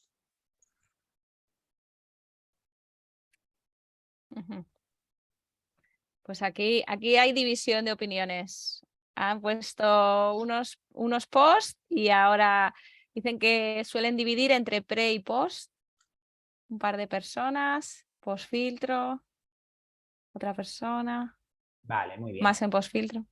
Vale, post filtro. Eso la verdad es que en Prismaflex la reposición, cuando lo haces post filtro, la hace aquí en la cámara atrapa burbujas. Y la cámara atrapa burbujas, esta foto se la roba Yolanda, la cámara atrapa burbujas tiene la manía o el inconveniente de ser un sitio en el que se forma una interfase, la sangre viene por esta línea, de la línea azul, aunque no se ve aquí, y se forma una interfase entre aire y sangre que es ideal para que se coagule. Entonces es una zona además de flujo turbulento y es fácil que se coagule. Entonces cuando hacemos la reposición post filtro, y además lo ves perfectamente, ves que se forma que está la sangre, una película de suero que evita que se produzca, de suero de reposición, que evita que se produzca esa interfase, y lo que vemos es que se nos coagula muchísimo menos cuando lo hacemos post, la cámara atrapa burbujas.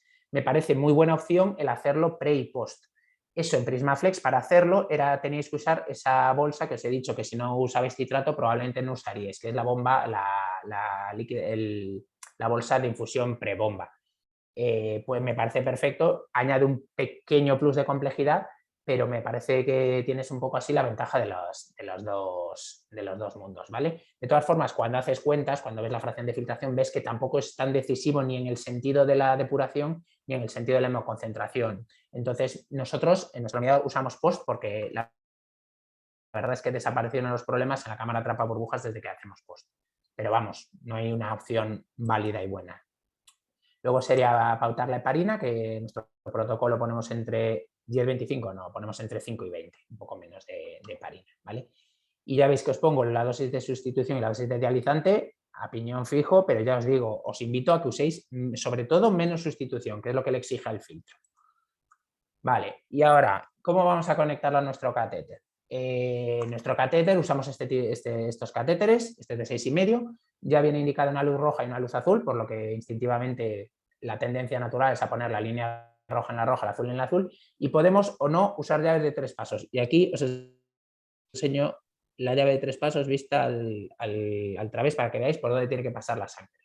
Entonces ofrezco estas 4 opciones, que es roja con roja, azul con azul, sin llaves de 3 pasos, lo mismo con llave de 3 pasos o conexiones cruzadas con o sin llave de 3 pasos.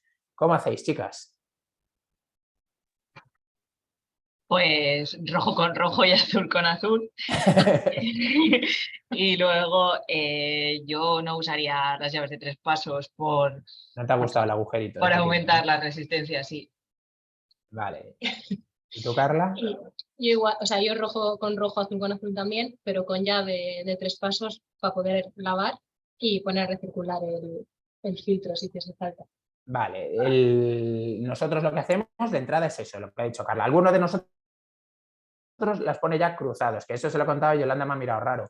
Por eso digo que yo os cuento nuestras miserias aquí. Nosotros hacemos de entrada rojo con rojo, azul con azul y con llave de 3 pasos. La llave de 3 pasos, bueno, la hacemos rojo con rojo, azul con azul, porque si el catéter es de este tipo, no es en cañón de escopeta, la línea roja tiene los orificios proximales, va a aspirar por aquí y va a infundir la sangre sucia, entre comillas, la coge por aquí y la va a infundir distalmente. Si lo hiciésemos al revés, habría cierto grado, aunque es bastante poco importante, cierto grado de recirculación. Es decir, si nosotros extraemos del distal y fundimos en el proximal, pues habría cierto grado de eso. Y luego la llave de 3 pasos nos permite hacer lavados de la vía del catéter sin tener que parar la terapia, o sea, hacerlas muy rápidamente, y además nos permite dejar si hay cualquier problema, que hay que manipular el catéter un poco más de tiempo para que no esté parada la bomba, nos permite dejar el circuito recirculando, que es muy sencillo. Yo eso siempre digo a las enfermeras que tengan como los marines que se ven en las películas que montan el rifle con los ojos vendados, pues que sepan ponerlo a recircular con los ojos cerrados. Y lo que haces es simplemente conectamos una de las luces, da igual cuál sea, conectamos en la llave de 3 pasos y cerramos al paciente. Y así la sangre queda dando vueltas, nos da un margen para que la bomba esté funcionando de sangre, no esté parado y podamos limpiar el catéter si es preciso. Y luego acordaos de poner siempre el calentador, ¿vale? Ya os digo que como somos pobres, solo tenemos una línea para la línea de retorno y eso. Y luego, antes de iniciar terapia, ¿hay que preparar algo más, chicas? Esto me van a decir las dos lo mismo. Normalmente preparamos, drogas y líquido para pasarle por si se potencia lo que sea con el inicio de la terapia. Muy bien, esto lo tenemos todo aprendido. Es que antes de conectar al paciente siempre hay que tener preparado el checklist porque la hipotensión, como está un poco inestable, la vais a tener garantizada.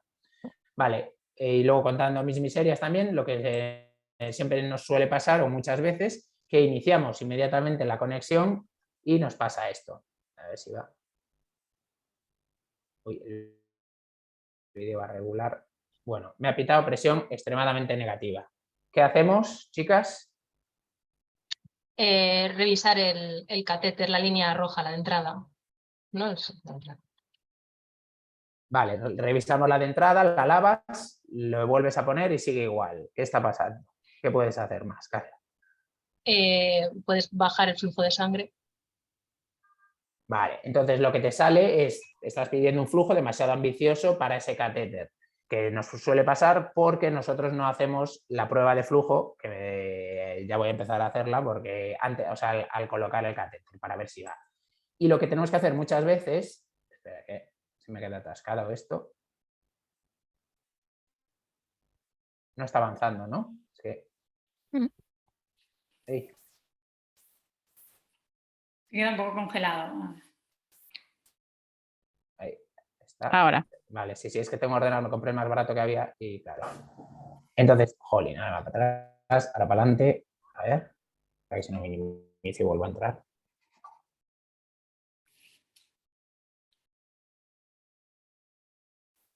Bueno, niñe.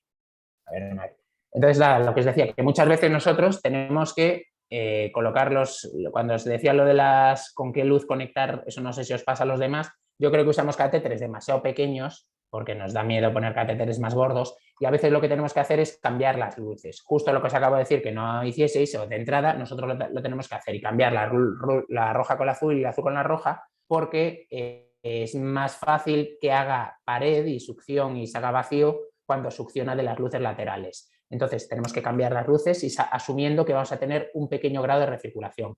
No es un problema grave, pero lo que es importante es que enfermería tiene que ser consciente de que las luces están cambiadas, porque si tienes la azul con la roja y la roja con la azul, cuando le digas lava la luz roja o lava el retorno, a veces se aturden. Entonces es importante que tengan claro que si están cambiadas o no están cambiadas, ¿vale? Vale. A los 4 o 5 minutos el paciente es hipotensa, como ya hemos dicho, habrá que pasarle volumen, drogas. Aquí no sé qué hace cada uno, si tiráis más de volumen, más de drogas, supongo que dependerá del paciente. Pero eso, joder, es que me va a saltos esto, vale. Una tendencia que hace a veces la gente es cuando la hipotensión se suele producir a los 4 o 5 minutos de iniciar la terapia. Y una cosa que yo he visto hacer a bastante gente es bajar el flujo de sangre. Porque como asumen que el paciente se queda hipovolémico, que no sé por qué, porque el hemofiltro, cada mililitro de sangre que te extrae te mete un mililitro por el otro lado, o sea que hipovolemia no te va a producir. Sí que te puede haber hemodiluido porque le hemos cambiado sangre por coloide, hay una suelta de bradiquininas por la exposición de la sangre a lo que quieras, pero lo que es una hipovolemia no le vas a provocar. Y bajar el flujo de sangre no te va a servir para nada, grosso modo. Entonces, lo que hay que hacer es aguantar el tirón, tirar de drogas o de volumen según a lo que te parezca que va a responder mejor. Muchas veces, si estaba ya con drogas, subirle las drogas antes de conectarle, pero eso, que no bajéis el flujo de sangre, o mi consejo es ese, cuando empiece la terapia, porque cuando se hipotense al iniciar la terapia, ¿vale? Pero bueno, vale, entonces el paciente está estable y a los 40 minutos de terapia, a ver si me van los vídeos, que no sé qué pasa, pasa esto. Estamos aquí, ¿la ves?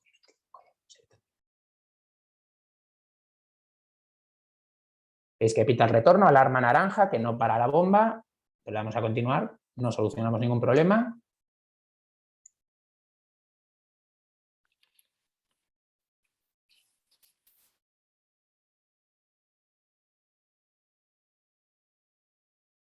Retorno extremadamente positivo. ¿Qué tenemos que comprobar, chicas? Fácil. Pues ahora el otro catéter, el azul, el de retorno. El de retorno. Pero el del azul, el de la línea de retorno o el azul, el del catéter, porque los hemos cambiado. La línea. La línea. El de la línea, muy bien. Lo que acabas de decir, ¿no? Muy fácil. Vale, y ahora una cosa también que pasa mucho, compruebas el catéter, lo limpias, lo lavas y le empiezas a continuar, la bomba está parada, estamos muy nerviosos, continuar, no continúa, no continúa. ¿Qué hay que hacer? Hay un botón que pone soltar pinza, que hay que darle porque la pinza está clampada y no va a permitir que, aunque hayamos lavado el catéter, que continúe la terapia hasta que no soltemos la pinza, ¿vale? Lo digo es lo típico porque te pasa, estás nervioso, está pitando eso y le estás dando como un loco a continuar. Vale. Lo que os decía antes, cuando llevemos tiempo de terapia, cuando veamos un incremento de presión de filtro y un incremento de presión de retorno y no nos acordemos, la presión de filtro nos va a hablar de cómo el filtro se va coagulando con el paso de las horas. Claro, ¿qué pasa? Si se producen variaciones en la presión de filtro, puede ser debido también a que pasa algo en el catéter. Entonces, a veces han ido cambiando las presiones, no nos acordamos de cómo estaban previamente, y tenemos ahí el parámetro de caída de presión que aparece en pequeñito, aquí en blanco, y que nos habla de qué presión del filtro es debida solo al filtro y no debida al catéter de retorno. Entonces, es un parámetro que, sobre todo evolutivamente, nos va a ir dando información de cómo se va deteriorando ese filtro. Entonces yo os animo a que eso lo miréis porque es un dato que aparece ahí y que es bastante útil. Nos va a ir indicando precozmente que se van perdiendo capilares. Bueno, las 2 horas de terapia, pita, ya os lo digo ahora, la presión de entrada, no os pregunto porque ya sabéis que es la otra luz y que hay que chequear la luz roja, ¿vale? Muy bien. Vale, ahora va a pitar esta presión.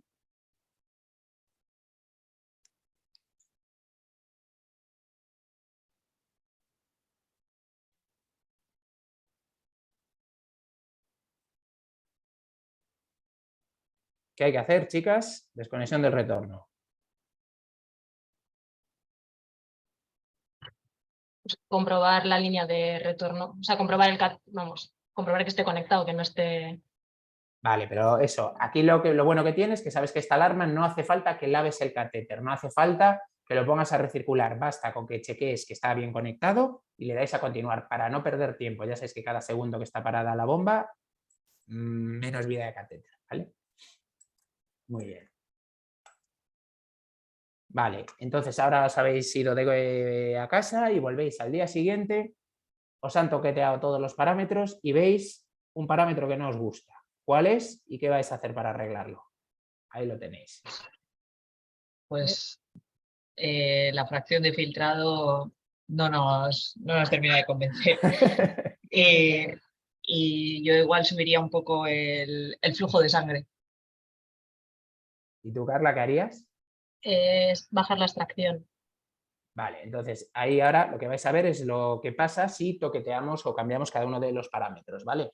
Entonces la fracción de filtración tenemos ya más del 20%, que es un rango en el que tenemos que tener mucho cuidado porque la vida del filtro se va a ver acortada y podemos hacer varias cosas. La primera y más útil siempre es poner el flujo de sangre máximo, por eso decía que pongáis los catéteres mayores que podáis para conseguir los mayores flujos de sangre. Fijaos como cuando subimos el flujo de sangre de 45 a 70 cae la fracción de filtración del 22 al 14%.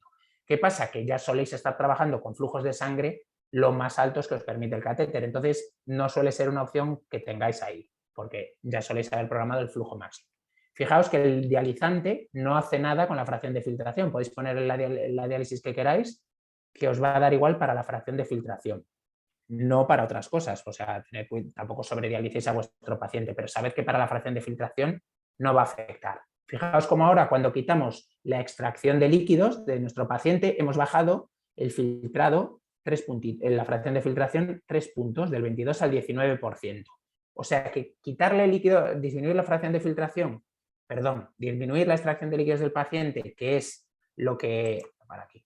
Disminuir la extracción de líquidos del paciente, que es el parámetro que más nos interesaba para el que le pusimos el filtro para realizarle balance negativo, no es lo más eficiente.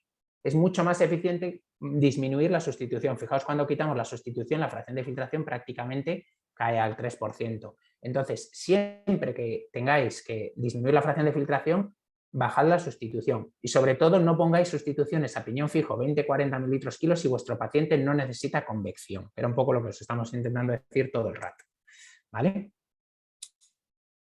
Y aquí está simplemente representada la fracción de filtración, que viene siendo que el concepto es sencillo, el flujo de diálisis no sale de la fracción de filtración, es de la porción acuosa que pasa por el filtro, el agua que pasa por el filtro, qué fracción nos llevamos. Como el líquido de diálisis va por fuera, va por la cámara del efluente, no colabora ni participa en la fracción de filtración. Y entonces cuando hacemos una reposición post-filtro, la única parte acuosa que pasa es el flujo de sangre. Entonces abajo es el flujo de sangre restándole el hematocrito, pues qué parte hemos quitado, que sería la dosis de sustitución y la extracción de líquidos, partido esto. Y si hacemos la sustitución prefiltro, lo que pasa, el agua que pasa por aquí es la parte de la sangre retirando el hematocrito más el líquido de reposición. Y de eso le restamos esto. Por eso es mucho más eficiente, fijaos que es mucho mayor el flujo de sustitución que la extracción de líquidos. Por eso es mucho más eficiente para bajar la fracción de filtración cambiar la extracción de líquido, digo, la sustitución. Y luego llevamos 48 horas de terapia sin cambiar el filtro y nos pita la presión, ahora aparece ahí, bueno, os lo enseño. Va a pitar, ya os lo digo ahora, presión transmembrana excesiva, ¿vale? La presión transmembrana es la fuerza que tiene que ejercer el filtro para extraer lo que tú le has pedido. Entonces, Esto nos habla de que el filtro ha ido perdiendo capilares y ha ido perdiendo sobre todo poros. Se han ido saturando de proteínas, se han ido saturando de plaquetas y cada vez el filtro es menos permeable. Es una alarma amarilla, no para la bomba, pero lo que nos está diciendo es que ese filtro está empezando a capitular. El filtro es menos permeable y tiene que hacer más fuerza para extraer lo que yo le he puesto. Entonces, ¿cómo podemos mejorarlo? Pidiéndole que extraiga menos, es decir, subiendo el flujo de sangre para que extraiga lo mismo pero de un flujo de sangre mayor, o sobre todo reduciendo el flujo de sustitución o la extracción de líquidos, o sea, lo mismo que haremos para bajar la fracción de filtración, ¿vale? Y ya terminamos cuando hemos decidido finalizar la terapia. Entonces, ¿cómo hacemos si decidimos retornar la sangre a nuestro paciente? ¿Cómo hacemos? Hay dos formas. Una que es la forma oficial, que es darle a parar la terapia. Ahora la bomba se ha detenido, le damos a finalizar tratamiento, retorno de sangre, y ahora nos explica que tenemos que conectar a la línea de entrada la bolsa de suero, es decir, desconectar la línea de entrada del paciente para que no le robe sangre al paciente, lo conecta a una bolsa de suero y ahora apretamos a continuar y le damos que le retorne manualmente. Y mantenemos apretado y a este ritmo le devuelve la sangre. ¿Qué ocurre? Que todo este tiempo la bomba ha estado, no ha sido mucho, pero han sido unos segundos que la bomba ha estado parada, ¿vale? Entonces hay otra forma que me lo hacen a veces mis enfermeras y ya me dicen, no, le decimos que retorne y lo que hacen es directamente la llave de 3 pasos, que habitualmente está cerrada hacia aquí, la cierran, la conectan a una bolsa de suero, cierran ahora la línea al paciente y sin decirle nada al filtro, sin decirle que están haciendo un retorno de sangre, esperan a que se llene de suero fisiológico y cuando se ha llenado ya consideran que se ha retornado toda la sangre y finalizan la terapia. ¿Qué método preferís, chicas, para retornarle sangre? ¿Hacerlo oficialmente y tener la bomba parada o hacerlo así, que es como lo hacen a veces? Pues yo prefiero hacerlo con suero porque es como lo hacen aquí en la unidad. No digas eso, Virginia. ¿Y tú, Carla, cómo lo haces oficial? El oficial con el filtro, con el Vale. parado. ¿Lo hacéis, ¿Cómo lo hacéis los demás? Que ya he terminado, no hay más. Oficialmente, ¿no?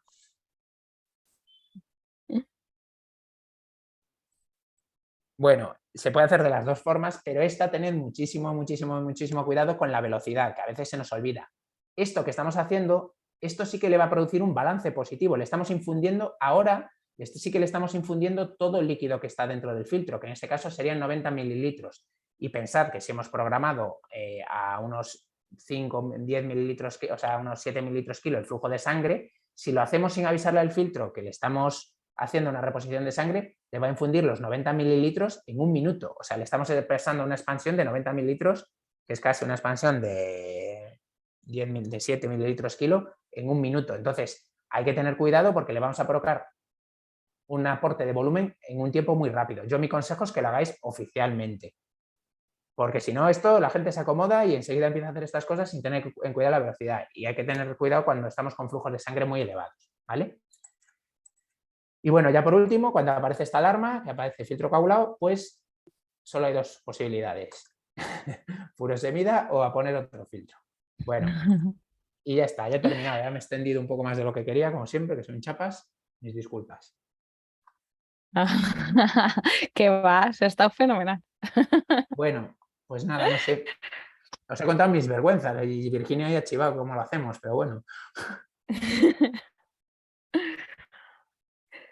Vale, no sé si alguien quiere... No he visto que haya habido así ninguna Poca preguntita. Polémica, Lo último que ha sido todo respuestas, pero bueno, si a alguien se le ocurre así alguna preguntita, quiere abrir el micrófono y preguntar a los profes alguna cosa. Venga, Lorena, que nos pregunta. ¿Veis el chat, chicos? Sí, yo sí. Pregunta Lorena que qué recomendamos para hacer retiradas, si de golpe o de destete. Justo le decía a Yolanda, que me estuvo comentando ayer del winning. Nosotros el destete lo hacemos cuando el filtro nos dura un poco los filtros, aunque ahora no te trato más. Entonces el winning lo hacemos de golpe, que es cuando el filtro se coagula. Pero creo que no es lo ideal.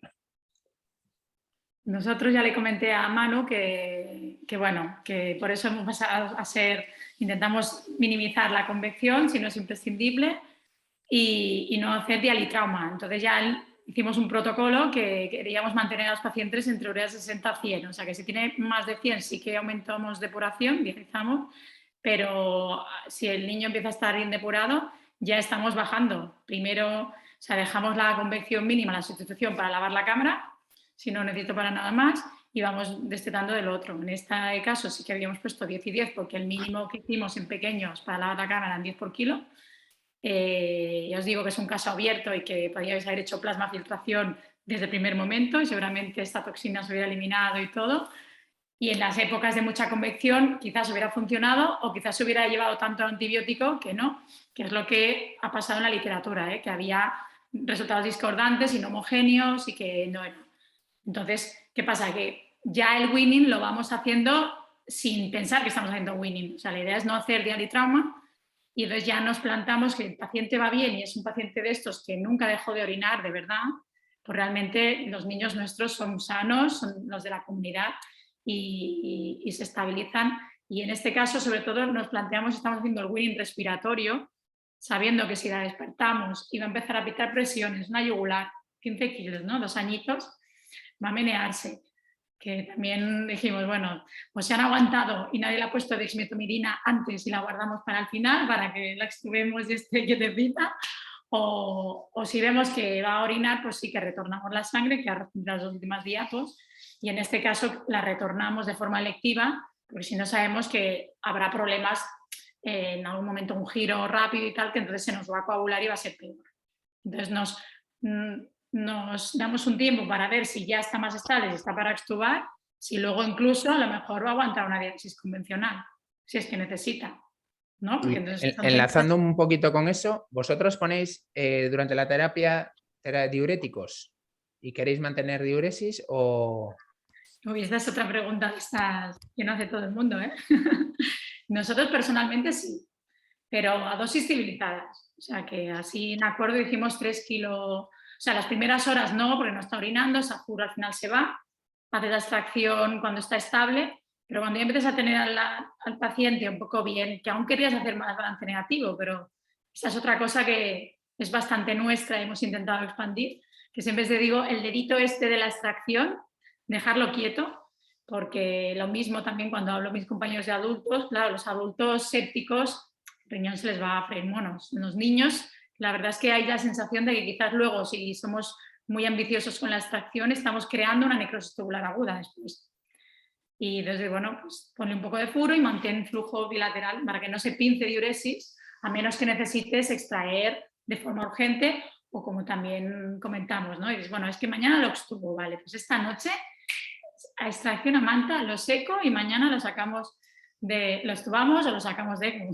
se me ha escapado también otra situación de estas, no, es que mañana tiene que estar sequísimo, pero si no hay un motivo que te lleva mucha FiO2, por tenerlo un poquito edematoso y no interfiere en la oxigenación, calma, porque si no perderás el riñón después. Entonces, si vemos que puede tener alguna oportunidad de orinar, devolvemos sangre, y sobre todo si está estable, que era la idea de esta niña, extubamos y quizás hemos hecho más negativo a las últimas horas para tener, y también hemos subido mucho diálisis justo en las horas previas, para ya partir de ureas sí que aquí depuramos más para partir de ureas de 20, 30 y decir, bueno, si tenemos un día o dos para ver qué pasa, sin aportes de potasio y tal. Y muchos de estos luego ya nos orinan. Y la idea de esta niña era quizás luego hacer una técnica intermitente, los que tengáis acceso, ¿no? Que tengáis servicio de diálisis y que tengáis tomas en la unidad. Y en el caso de esta niña, que os comparto pantalla, pues mira, al final ni hizo falta. O sea que, a ver, estoy yo aquí.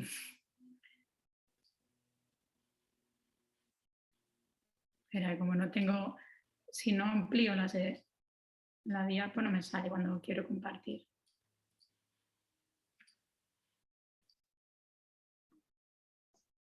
Vale, aquí la paramos, aumentamos furo, que la habíamos tenido bajita. No habíamos dejado que se quedara sin nada de diuresis, ¿vale? Y aquí veis, aquí es cuando empezamos la técnica, aquí cuando la paramos, que ahora no veo ni yo. Pues mira, no se paró con tan bajas, ¿eh? Aquí no lo hicieron a saco, la pararon con 60, un poquito más, sea, que imaginaos que incluso a veces dices, bueno, lo depuro más esta noche, le subo diálisis y mañana tiene hora de 40 y que lo voy a quitar. Y veis, rebota, pero luego no hizo falta, rebotó también la creatinina, pero no hizo falta acabar haciendo diálisis convencional, porque mantuvo siempre diuresis.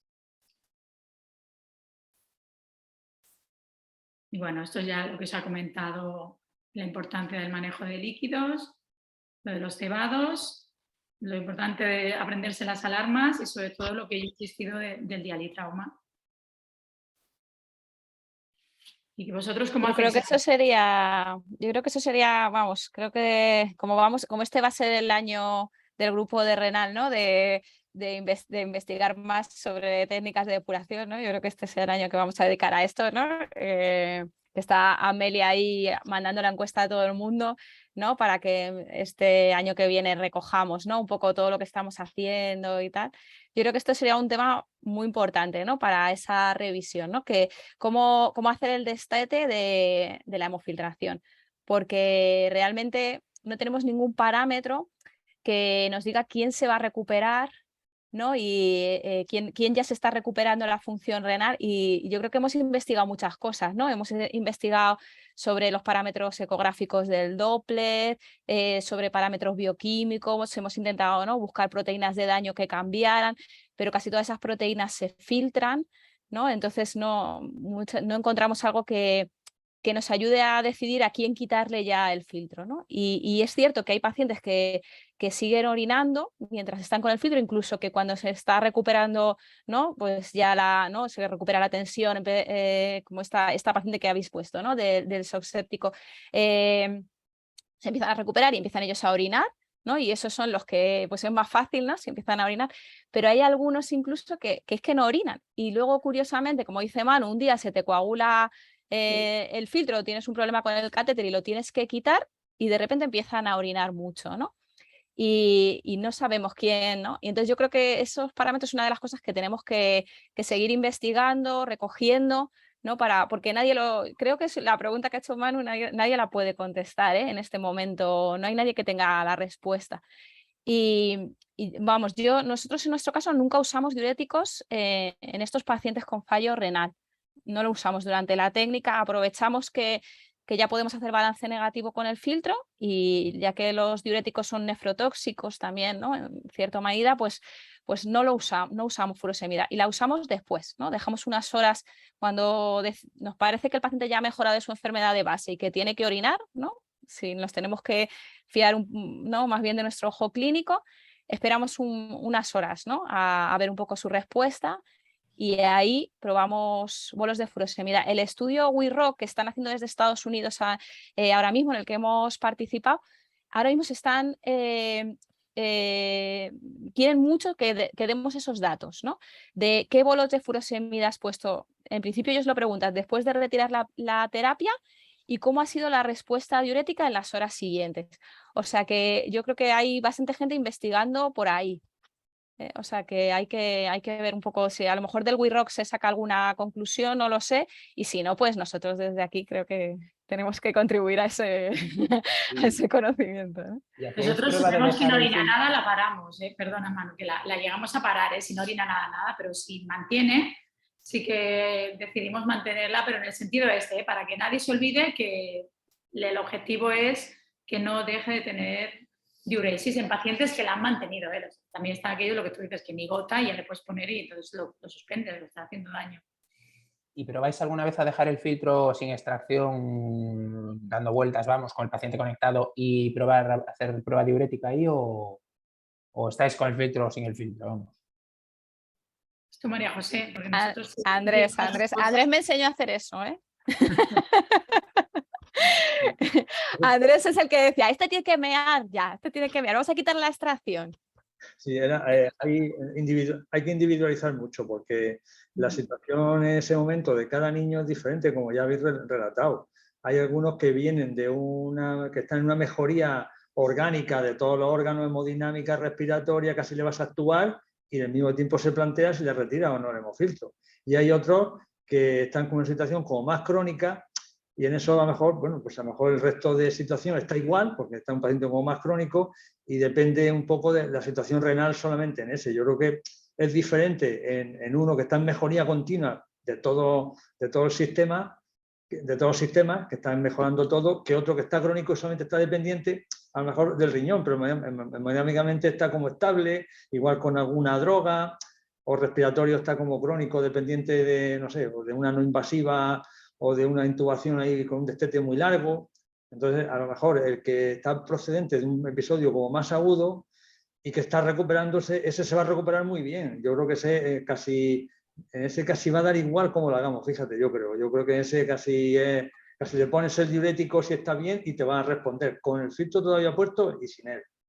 Y sin embargo el crónico que a lo mejor ese es justo el que dice María José, que no orina nada, es el que a lo mejor ahí sí que yo creo que me parece, la experiencia que acumulé en estos años atrás, respondían más casi cuando le quitabas todo. Casi era mejor quitarlo todo, un periodo de descanso y daría más éxito en poner luego, antes de probar otra vez, como poner un bolo de furosemida y probar unas horas antes de reiniciar un nuevo tratamiento, pero con un periodo previo de descanso. Había más probabilidad de éxito, pero ya, no sé, pero no había una certeza seguro de que siempre fuese así, porque a veces también era muy variado, porque había unos que tenían medicaciones nefrotóxicas, los trasplantados, ¿no? Que tienen medicaciones con efectos vasoconstrictores renales y otros que no. Entonces, claro, también algunos tenían más posibilidad de éxito si no tiene esas medicaciones que sí las tiene. Es que luego había que individualizar muchos grupos. Pero los que provenían de algo más agudo, de estos tipos sepsis o episodios sépticos, y que se recuperaban, y es que esto, pues ya sabéis que van recuperando todo. Una vez que empiezan a recuperan función hemodinámica, respiratoria y renal. Y en este casi que uno es más fácil encontrarle el momento, seguro que lo vas a ver. No sé, ya veis que no os he ayudado mucho, pero quizás sí que hay que distinguir, yo creo, los diferentes escenarios, ¿no? Tenía otra pregunta, si puedo, si hay tiempo. Con respecto, cuando retiráis el filtro y decís que ponéis furosemida, ¿lo ponéis en bolo y perfusión, solo bolo? Y si es en perfusión, ¿hasta qué dosis os permitís en perfusión continua? ¿Es aceptable? Si pones bolo, o sea, para poner perfusión, si no te orina nada con el bolo, creo que no tiene sentido seguir con perfusión. Yo creo que aquí sería poner un bolo y si obtienes una respuesta que te parezca razonable, entonces pues sí puedes optar por poner una perfusión y mantener esa diuresis y ver si ya se mantiene. Yo creo que además sería lo ideal.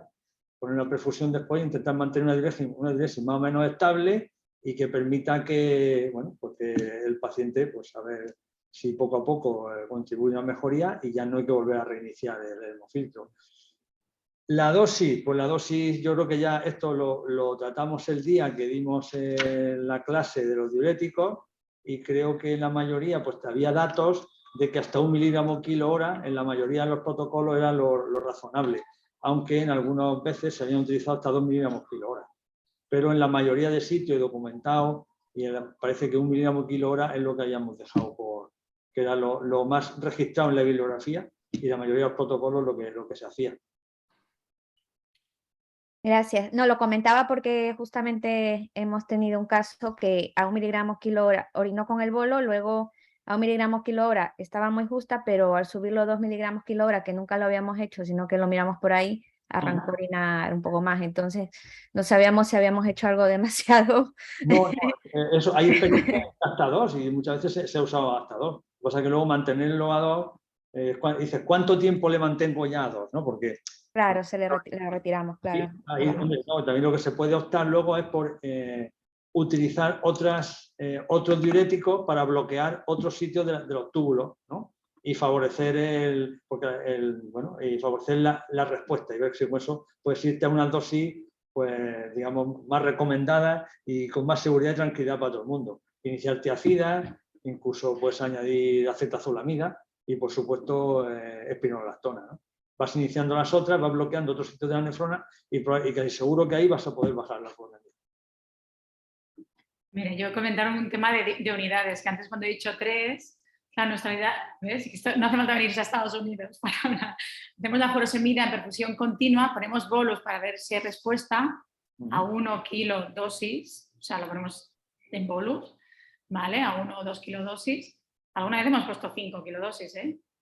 que bueno, si lo traducís a kilo hora, pero cuando ponemos la perfusión pensamos siempre en kilo día. O sea, cuando ponemos la perfusión de furosemida, la ponemos, la que dejamos manteniendo y que no nos pasamos ya es 3 miligramos kilo día, como pensamos la furo normal, discontinua.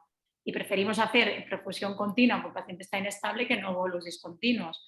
Que cuando faltan luces, pues al final hacemos cada 2 horas una mini dosis, ¿no? Para no manipular las vías y tal, intentamos buscar una periférica, un blanco, aunque sea para la bomba de flor, o un amarillo, una boca, ¿vale? Pero que ojo que nosotros, cuando he dicho antes 3, en realidad 3 kilos día cuando mantenemos la furosemida con el filtro porque el paciente está orinando. Si no, aparte de nefrotóxico, la autotoxicidad y todas las... O sea que kilo hora sí que son dosis altas, pues son los bolos. Sí. Sí, eso es como, dividido entre 24 es como entre 0,1 y 0,15 miligramos kilo hora, ¿no? Pero muy interesante y sí, lo que dices María José, que es que ahora están los adultos también ahí y se está transmitiendo la pediatría, porque es verdad, el poder determinar qué pacientes, lo que decía Andrés, que individualizar, que es cierto que este caso es de los más agradecidos en todo, los que nos gustan mucho, que vienen muy malitos y se curan rápido, pero que la mayoría no son así. La mayoría son los que nos hacen darle vueltas. A ver, ¿más preguntas, chicos?